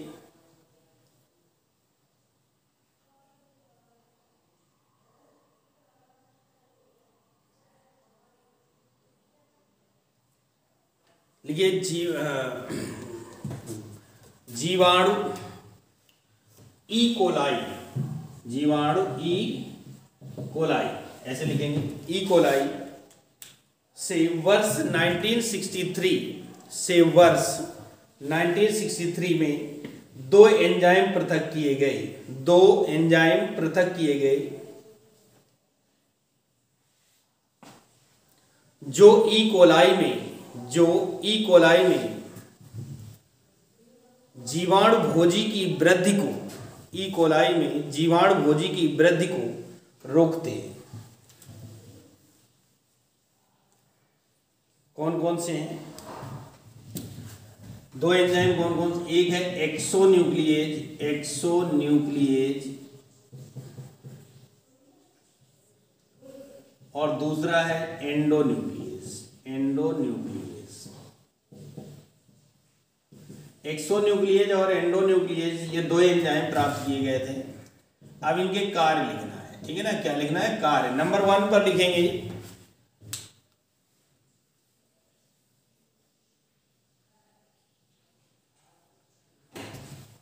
तो कार्य में क्या लिखेंगे, पहला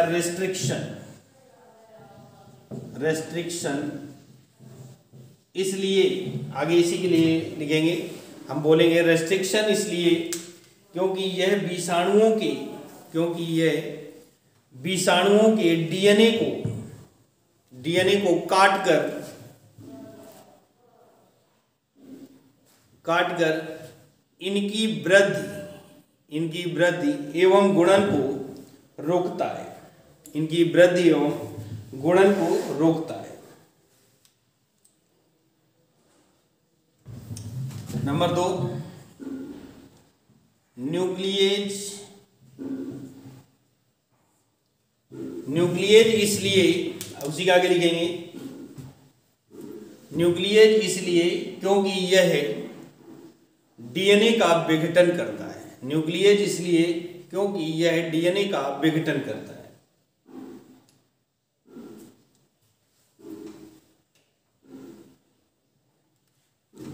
और नंबर 3 एंडोन्यूक्लिएज इसलिए, उसी के आगे लिखेंगे, हेडिंग नहीं है, एंडोन्यूक्लिएज इसलिए क्योंकि यह नाभिकीय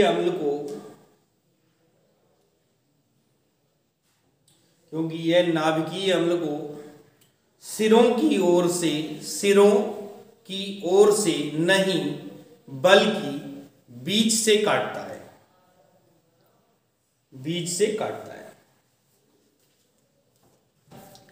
तो ये था प्रतिबंधन एंजाइम। अब हम लोग हेडिंग डालेंगे लाइगेज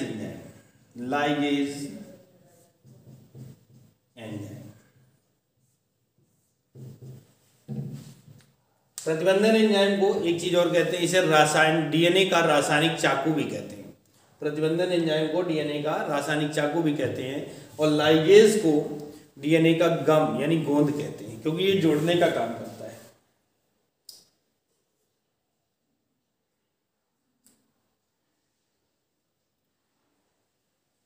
लाइगेज, तो लाइगेज के कार्य क्या क्या है इसमें? कार्य नंबर 1, कार्य की बात करें, नंबर 1 एंटीबायोटिक प्रतिरोधी जीन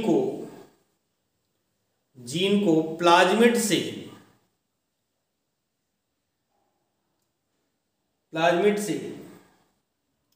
जोड़ने का कार्य लाइगेज करता है। जोड़ने का कार्य लाइगेज करता है। नंबर 2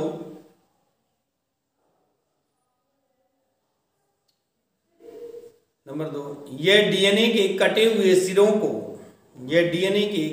सिरों को जोड़ने में सक्षम है।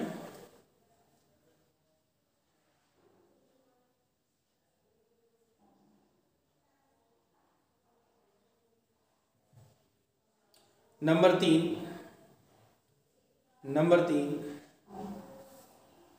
प्रतिबंधन एंजाइम और लाइगेज एंजाइम की सहायता से ही जीनी अभियांत्रिकी अर्थात जेनेटिक इंजीनियरिंग क्रिया को सफल बनाया जा सका है। तो इस तरह से हमारा क्वेश्चन नंबर 6 भी कंप्लीट हो जाता है। अब हम लोग चलते हैं क्वेश्चन नंबर 7 पर, जो कि लॉन्ग आंसर होते हैं, 5 नंबर का क्वेश्चन होता है। क्वेश्चन नंबर 7 कह रहा है, मानव में मादा जनन तंत्र का वर्णन नामांकित चित्र की सहायता से कीजिए। तो मादा जनन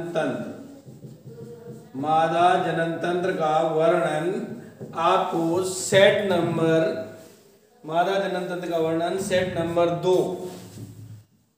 नंबर 2 और क्वेश्चन नंबर 7 ये भी है, 7 पर ही है, 2020 के सेट नंबर 2 पर इसका वर्णन किया जा चुका है। तो आप वहां से इसको देख सकते हैं, ठीक है ना। अब इसी 7वें का जो अथवा दिया गया है उसके बारे में चलते हैं। 7वें का अथवा कह रहा है, भारत में परिवार नियोजन की आवश्यकता तथा इसकी विधियों का वर्णन कीजिए। तो इसमें हेडिंग डालेंगे क्या? भारत में परिवार नियोजन।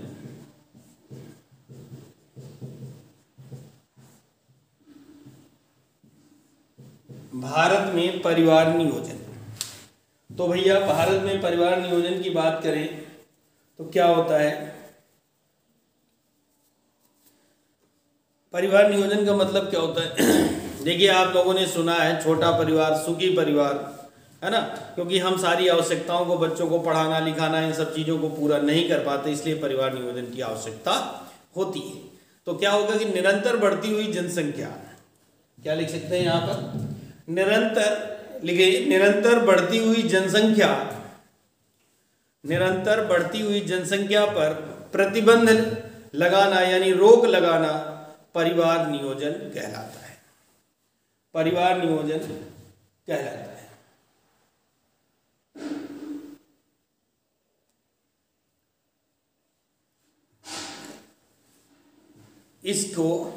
इसको हम निम्न प्रकार भी समझ सकते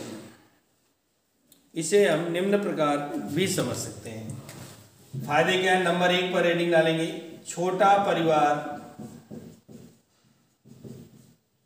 सुखी परिवार। ये हेडिंग होगी हमारी, डिटेल में चलना है, लॉन्ग आंसर है। छोटा परिवार सुखी परिवार, इसके बारे में लिखते हैं थोड़ा सा।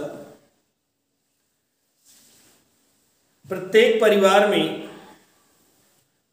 परिवार में माता पिता को अपने बच्चों का पालन पोषण करना होता है। माता पिता को अपने बच्चों का पालन पोषण करना होता है।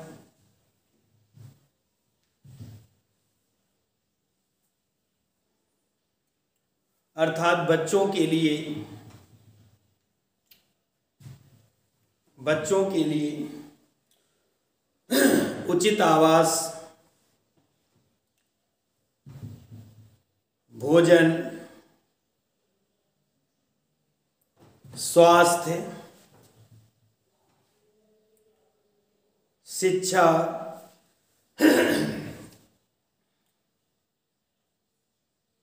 वस्त्र आदि की व्यवस्थाएं करनी होती हैं, आदि की व्यवस्थाएं करनी होती हैं। पानी पानी पी लेते हैं, बार बार कंटिन्यू बोलना होता है। आप लोग तो पूछेंगे भी नहीं पानी के लिए, कोई बात नहीं, हम ही ने पी लिया। यदि आगे लिखो, यदि परिवार बड़ा होगा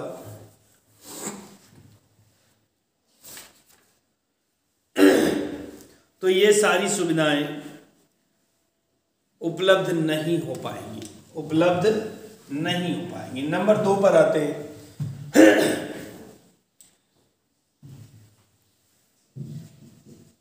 पालन पोषण का स्तर।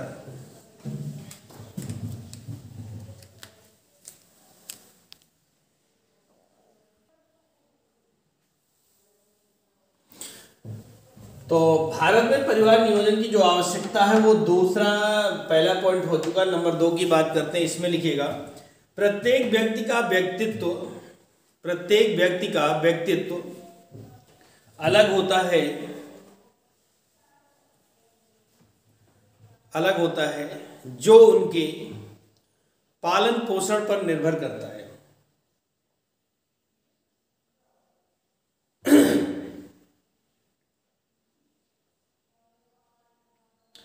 यदि परिवार बड़ा होगा तो उनके पालन पोषण का स्तर गिर जाएगा।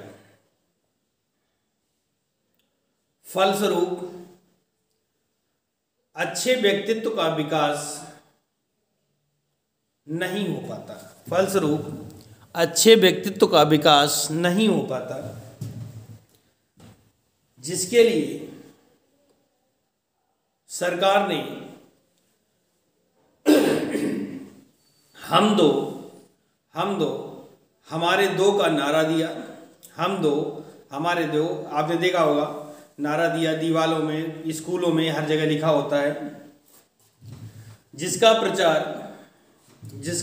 प्रचार सरकार द्वारा सड़कों, सिनेमाघरों, चलचित्र, कॉमा करते जाना, रेडियो, टीवी आदि पर किया जाता है।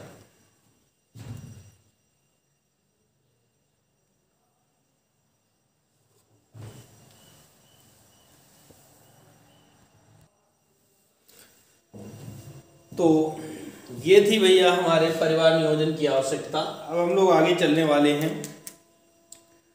इसी क्वेश्चन में कह रहा है इसकी विधियों का वर्णन। जनन नियंत्रण, हेडिंग डालेंगे, जनन नियंत्रण या परिवार नियोजन। जनन नियंत्रण या परिवार नियोजन की विधियां। जनन नियंत्रण या परिवार नियोजन की विधियां, इसके बारे में बात करें तो जनन नियंत्रण और परिवार नियोजन की 2 विधियां होती हैं। नंबर 1 पर हेडिंग डाल रहे हैं हम लोग, अस्थायी विधियां। ठीक है ना, नंबर 1 पर हेडिंग डाली हमने अस्थायी विधियां। इसमें लिखेंगे परिवार नियोजन की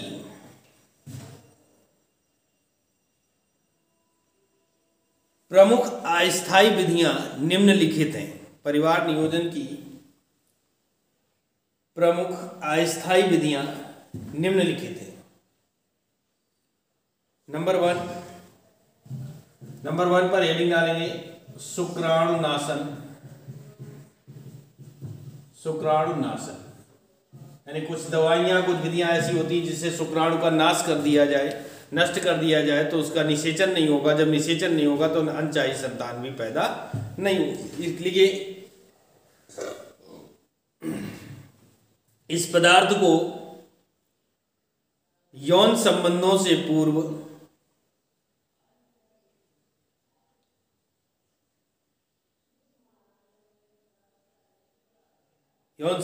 पूर्व यौन मार्ग पर रख दिया जाता है, जो शुक्राणु का नाश करके सगर्भता को रोकता है। एग्जाम्पल में नॉन ऑक्सीनॉल 9। नंबर 2 पर आते हैं। दूसरी विधि क्या है? गर्भ निरोधक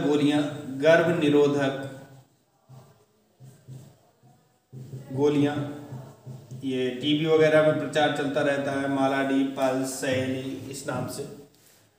देखिए यह सर्वाधिक प्रभावी और आसान विधि है।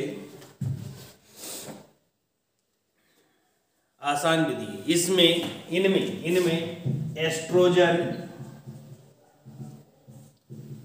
एवं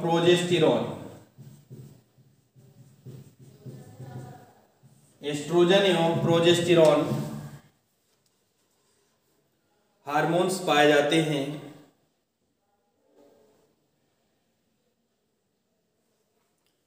एस्ट्रोजन और प्रोजेस्टेरॉन हार्मोन्स पाए जाते हैं, जिनकी वजह से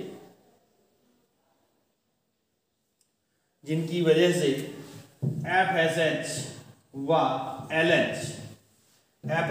LH हार्मोन्स स्रावित नहीं होते।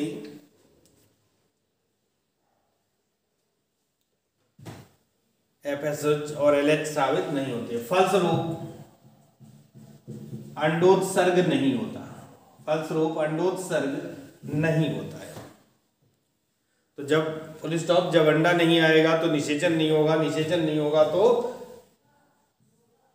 नंबर 3, ये नंबर A डाल देते हैं, इसको नंबर 3 डाल देते हैं, ठीक है ना। नंबर 3 पर है हमारा निरोध।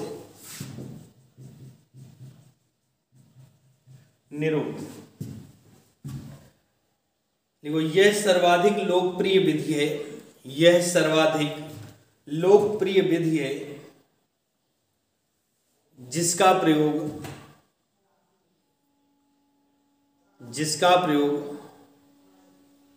पुरुषों द्वारा किया जाता है।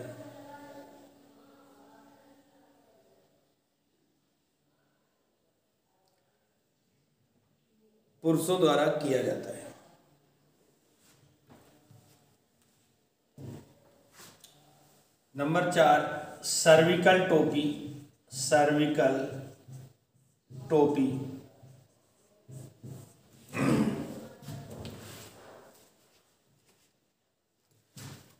देखिए इसे योनि में लगाया जाता है,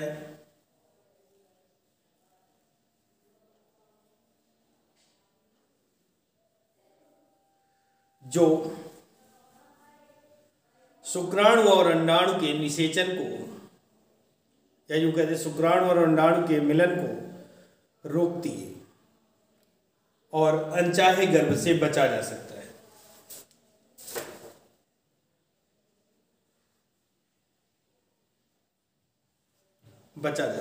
ठीक है ना। तो ये हमारी 4 थी अस्थायी विधियां। अब नंबर B पर हम रेटिंग डालेंगे स्थायी विधियां। ये 2 होती हैं, इनके बारे में लिखेंगे, स्थायी विधियों के बारे में लिखिए। ये प्रमुख 2 होती हैं। नंबर 1 नसबंदी बोलते हैं। नसबंदी, इसमें लिखिएगा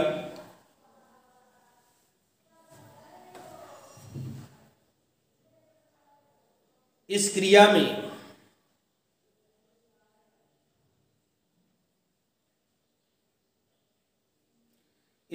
में पुरुषों की शुक्रवाहिनी को काटकर, इस क्रिया में पुरुषों की शुक्रवाहिनी को काटकर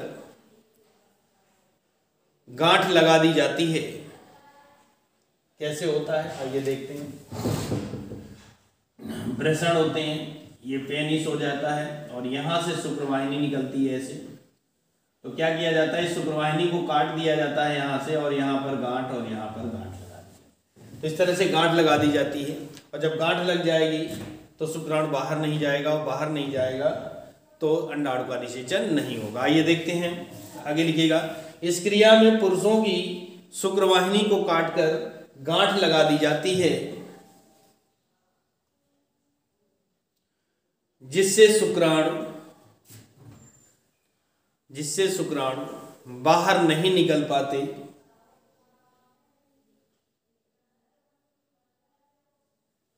और निषेचन क्रिया संपन्न नहीं होती,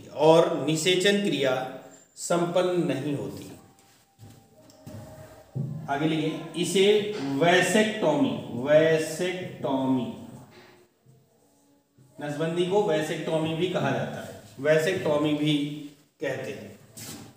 नंबर 1 था। नंबर 2 पर है नलबंदी। इसे ट्यूबेक्टोमी कहते हैं, ट्यूबेक्टोमी। इसमें लिखेंगे, हेडिंग हो गई नलबंदी। इसमें लिखिए, इस क्रिया में मादा की, या स्त्री लिख दें, मादा की अंडवाहिनी को काटकर गांठ लगा दी जाती है, जिससे अंडाणु बाहर नहीं आता और निषेचन नहीं होता।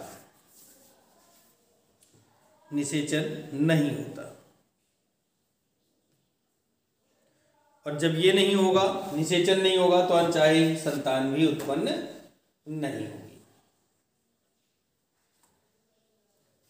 चलिए भैया, तो इस तरह से क्वेश्चन नंबर 7 हमारा कंप्लीट हो जाता है। क्वेश्चन नंबर 8 पर चलते हैं। कह रहा है समजातता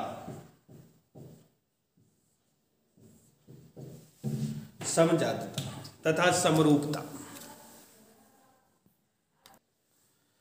तो क्वेश्चन नंबर 8 है, कह रहा है समजातता तथा समरूपता का क्या है, इन्हें उदाहरण सहित समझाइए। तो समजातता समरूपता में लिखेगा, जैव विकास के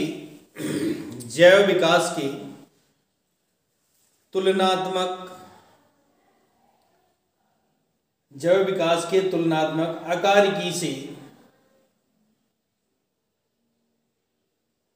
अकारिकी के अध्ययन से ज्ञात होता है कि एक ही उत्पत्ति के अंग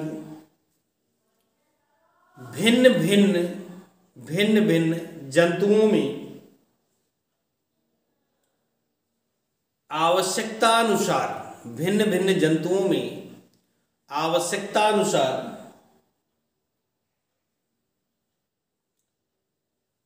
भिन्न आकार प्रकार के हो जाते हैं,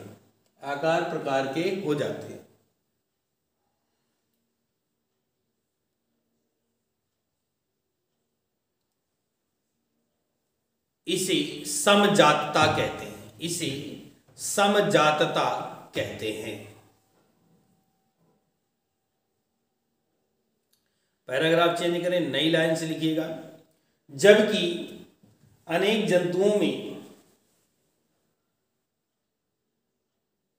एक कार्य को करने के लिए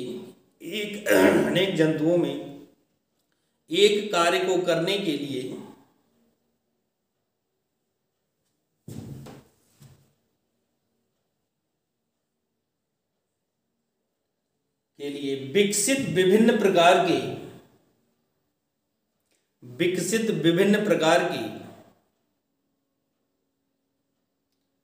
अंगों की उत्पत्ति में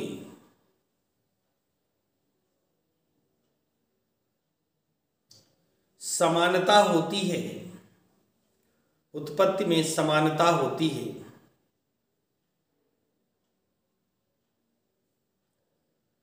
इसे समरूपता कहते हैं। इसे समरूपता कहते हैं।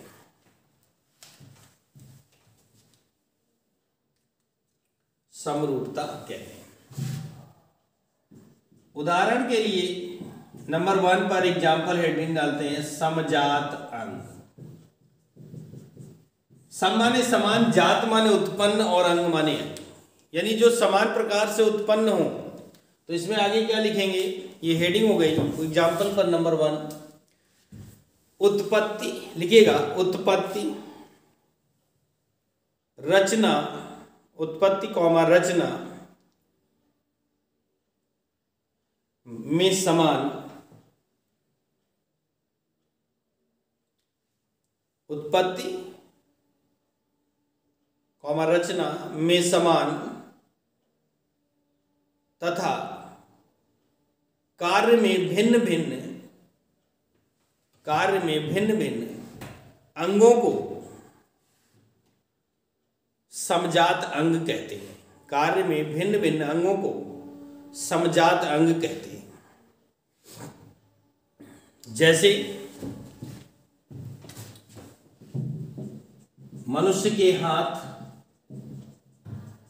कॉमा सील के फ्लिपर घोड़े के अग्रपाद,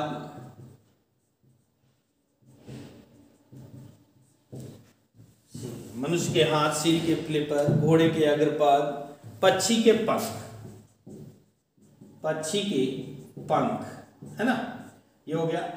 आगे लिखेंगे तो इनकी जो ये 4 अंग हैं, इनकी उत्पत्ति और रचना बिल्कुल समान होती है, लेकिन काम सबका अलग अलग है। कैसे अलग अलग है, उसी के आगे डिटेल से लिखे, पैराग्राफ चेंज करके। मनुष्य के हाथ वस्तुओं को पकड़ने का कार्य करते हैं, वस्तुओं को पकड़ने का कार्य करते हैं।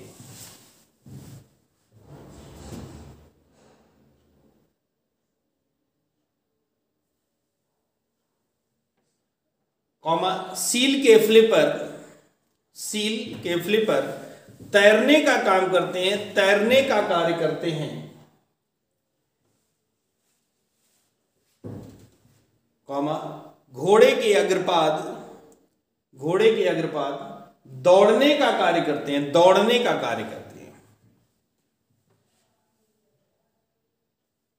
तथा पक्षी के पंख, जानते हैं आप, उड़ने का काम करते हैं, उड़ने का। तो इस सबके उत्पत्ति और रचना तो समान है, लेकिन कार्य में भिन्न भिन्न होते हैं। अब हेडिंग डालेंगे समरूप अंग। समरूप नंबर 2 पर, एग्जाम्पल नंबर 2 समरूप। तो लिखिएगा वे अंग जो उत्पत्ति रचना में भिन्न भिन्न परंतु कार्य में समान होते हैं, समरूप अंग कहलाते हैं। समरूप अंग कहलाते हैं।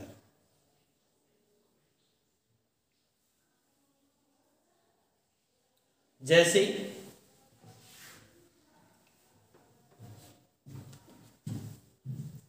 पक्षी के पंख, कॉमा कीटों के पंख,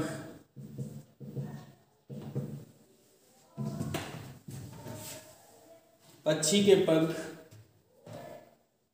कॉमा कीटों के पंख, कॉमा चमगादड़ के पंख, चमगादड़ के पंख। ठीक है। आगे लिखिएगा आदि, आदि लिखो, आदि आदि करके लिखो। इन सब की उत्पत्ति और रचना भिन्न भिन्न है। इन सब की उत्पत्ति और रचना भिन्न भिन्न है, परंतु कार्य सभी का उड़ना है। पक्षी भी उड़ते हैं, कीट भी उड़ते हैं और चमगादड़ भी उड़ते हैं, तो कार्य समान है, कार्य सभी का उड़ना है। ठीक है ना। तो भैया इस तरह से क्वेश्चन नंबर 8 हमारा कंप्लीट हुआ। और 8 का आठवां जो है, क्वेश्चन नंबर 8 का जो और है वो आपका रिड्यूस है, रिड्यूस सिलेबस से है, तो इसको मैं नहीं करवाऊंगा, आप कहीं से भी कर सकते हैं। ठीक है, तो ये इसको मैं नहीं करवाऊंगा। क्वेश्चन नंबर 9 पर आ जाते हैं हम लोग। क्वेश्चन नंबर 9 पर आते हैं।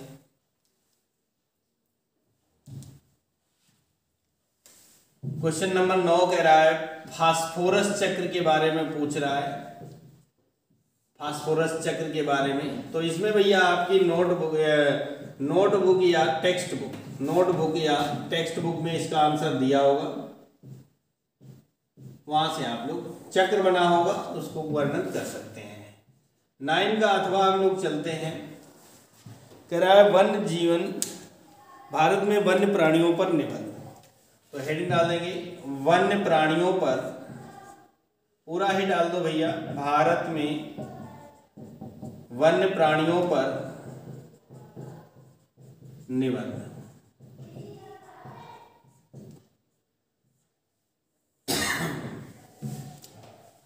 लास्ट में चल रहे हैं, वीडियो हमारा यानी कि सेट हमारा कंप्लीट होने वाला है, वन्य प्राणियों पर निबंध। एक बात आपको बता दूं कि एग्जाम की तैयारी एक दिन में नहीं होती, एग्जाम की तैयारी एक दिन में नहीं होती, लेकिन एक दिन जरूर हो जाती है। एग्जाम की तैयारी एक दिन में नहीं होती, लेकिन एक दिन जरूर हो जाती है। अर्थात मंजिल एक दिन में नहीं मिलती, लेकिन एक दिन जरूर मिल जाती है। तो इसी के साथ बताऊंगा, ये एग्जामिनर है, एग्जामिनर है, एग्जामिनर बड़ा बहादुर होता है, एग्जामिनर बड़ा बहादुर होता है। वो बहा देगा दूर तक, ऐसे ऐसे प्रश्न घुमा के देगा कि आपको आते हुए भी क्वेश्चन निकल जाएंगे। बहादुर बहा देगा दूर तक।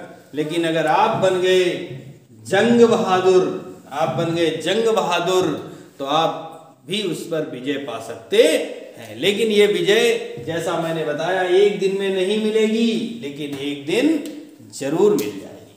ठीक है ना, एक दिन में नहीं मिलेगी, लेकिन एक दिन जरूर मिल जाएगी। तो हमें आज के, चलिए इसी के साथ हम लोग अपना टॉपिक फिनिश करते हैं। और हमारा क्वेश्चन है भारत में वन्य प्राणियों पर निबंध लिखना है, तो इसके बारे में लिखेंगे। लिखिएगा भारत का भूमि क्षेत्र, भारत का भूमि क्षेत्र विश्व के कुल स्थलीय क्षेत्रफल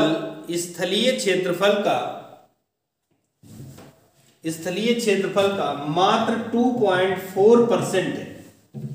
यानी पूरे विश्व का अगर देखा जाए तो भारत कितना आया, मात्र 2.4% है। लेकिन फिर भी भारत की विश्व में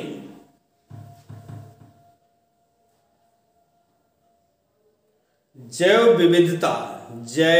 विविधता में हिस्सेदारी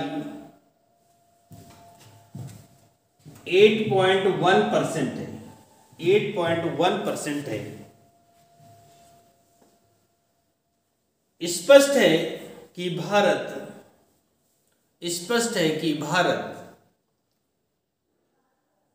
एक जैव विविधता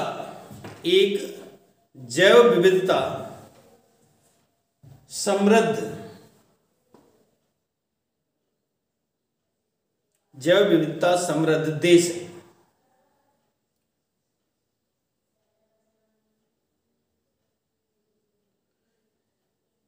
पूर्ण विराम। भारत एक जैव भारत को, आगे लिखो, भारत को इसी कारण विश्व के 12 जैव विविधता देशों में शामिल किया गया है, शामिल किया गया है। भारत में, फुल स्टॉप, आगे लिखो, भारत में पौधों की लगभग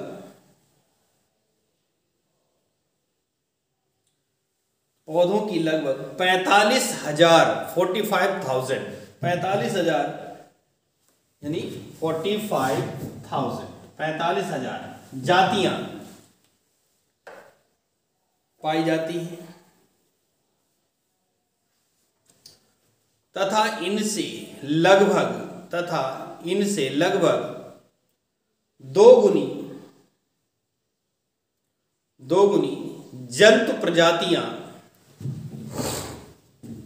जंतु प्रजातियां अभिलेखित की जा चुकी हैं, जंतु प्रजातियां अभिलेखित की जा चुकी हैं।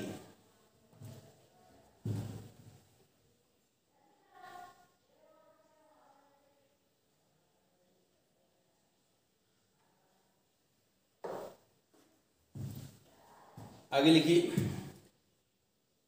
अगर रॉबर्ट के आकलनों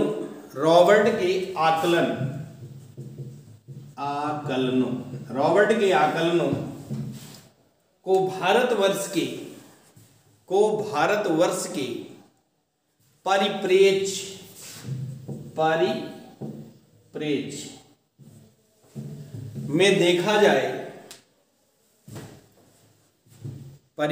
में देखा जाए तो ज्ञात होता है कि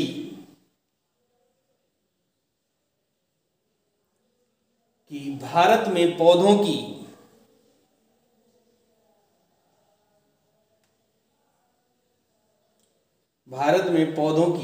लगभग 1,00,000 प्रजातियां तथा जंतुओं की लगभग 3,00,000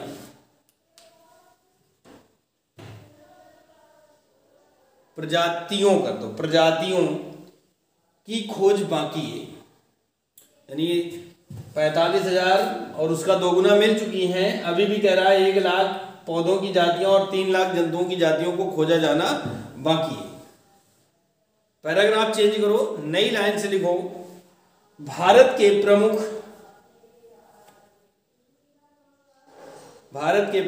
स्तनधारी जंतु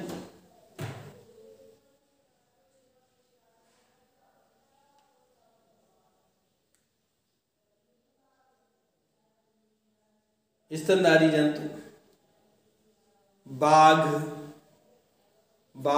कॉमा करते जाना, हाथी,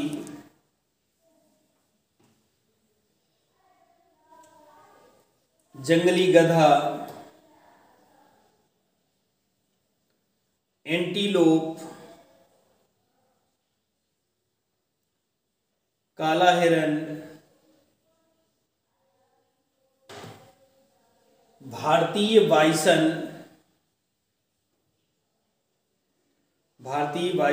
आदि हैं।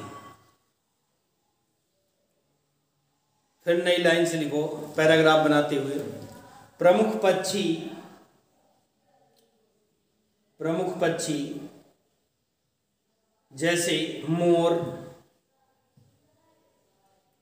तोते यानी पैरट, कबूतर, हार्नबिल, सोन चिरैया सहित पक्षियों की लगभग 1,200 प्रजातियां सम्मिलित हैं। पुनः पैराग्राफ चेंज करें, नई लाइन से लिखें। रेप्टाइल्स में यानी जिनको सरीसृप बोलते हैं, क्रोकोडाइल यानी मगरमच्छ, कॉमा करते जाए भाई, घड़ियाल, कॉमा कछुओं की विभिन्न प्रजातियां,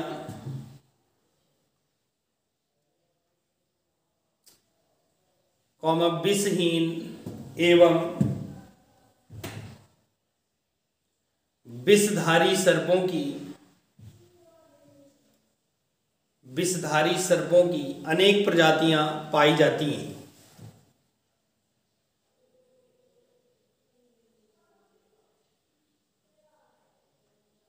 पैराग्राफ चेंज करो, नई लाइन से। दक्षिणी भारत में पूर्वी घाट में विभिन्न प्रकार के उभयचर पाए जाते हैं।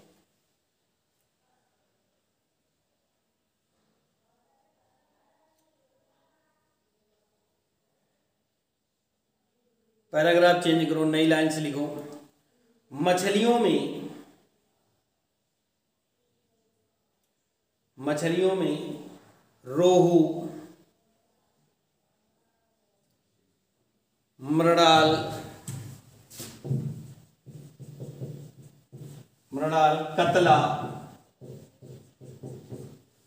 कतला सहित कार्प व कैटफिश की अनेक प्रजातियां सम्मिलित हैं। पुनः पैराग्राफ चेंज करें, नई लाइन से लिखें। इन्हीं वन्य जीवों को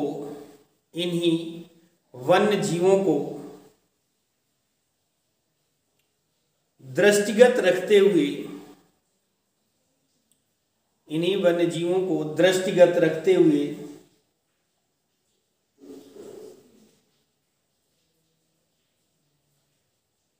उनके संरक्षण हेतु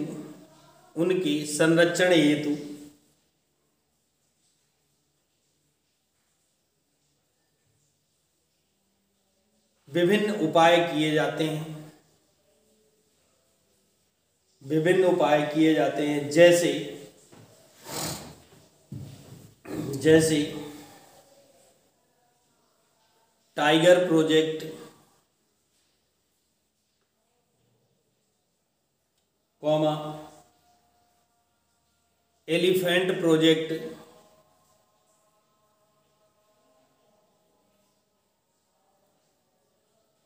कॉमा हंगुल परियोजना,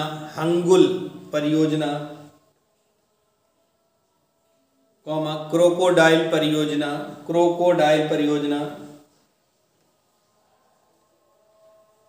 कॉमा अभयारण्य, कॉमा नेशनल पार्क,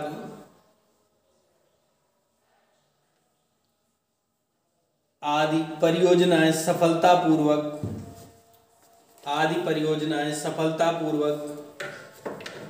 संचालित की जाती हैं। इसी के साथ हमारा क्वेश्चन नंबर 9 का जो और है यानी अथवा था वन्य प्राणियों पर निबंध कंप्लीट हो जाता है। ठीक है ना, यहाँ से हमारा सेट कंप्लीट होता है, दी एंड कर सकते हैं इसको हम। और आप पढ़ रहे हैं मन लगा कि आपका रिजल्ट बेहतर आए, इसके लिए हम वृंदावन बिहारी लाल जी से शुभकामना करेंगे कि आपका रिजल्ट आए और आप अच्छे से अच्छे अंक प्राप्त करके अपनी 12th परीक्षा जो पहली पीढ़ी है यानी कि सफलता की उसको प्राप्त करें। ठीक है ना, इसी के साथ मैं अपनी वाणी को विराम देता हूँ। धन्यवाद, जय हिंद, जय भारत। मिलते हैं अगले सेट में। एक अनुरोध, अगर वीडियो पसंद आए तो लाइक करें, शेयर करें और चैनल में नए हैं तो चैनल को सब्सक्राइब करें, बेल आइकन को प्रेस करें, जिससे कि आपके पास सारी वीडियोस के नोटिफिकेशन आप तक पहुंच सके और अपनी आपकी बायोलॉजी और केमिस्ट्री की बेहतरीन से बेहतरीन तैयारी आप तक हो सके। ओके, धन्यवाद, नमस्कार, जय हिंद, जय भारत।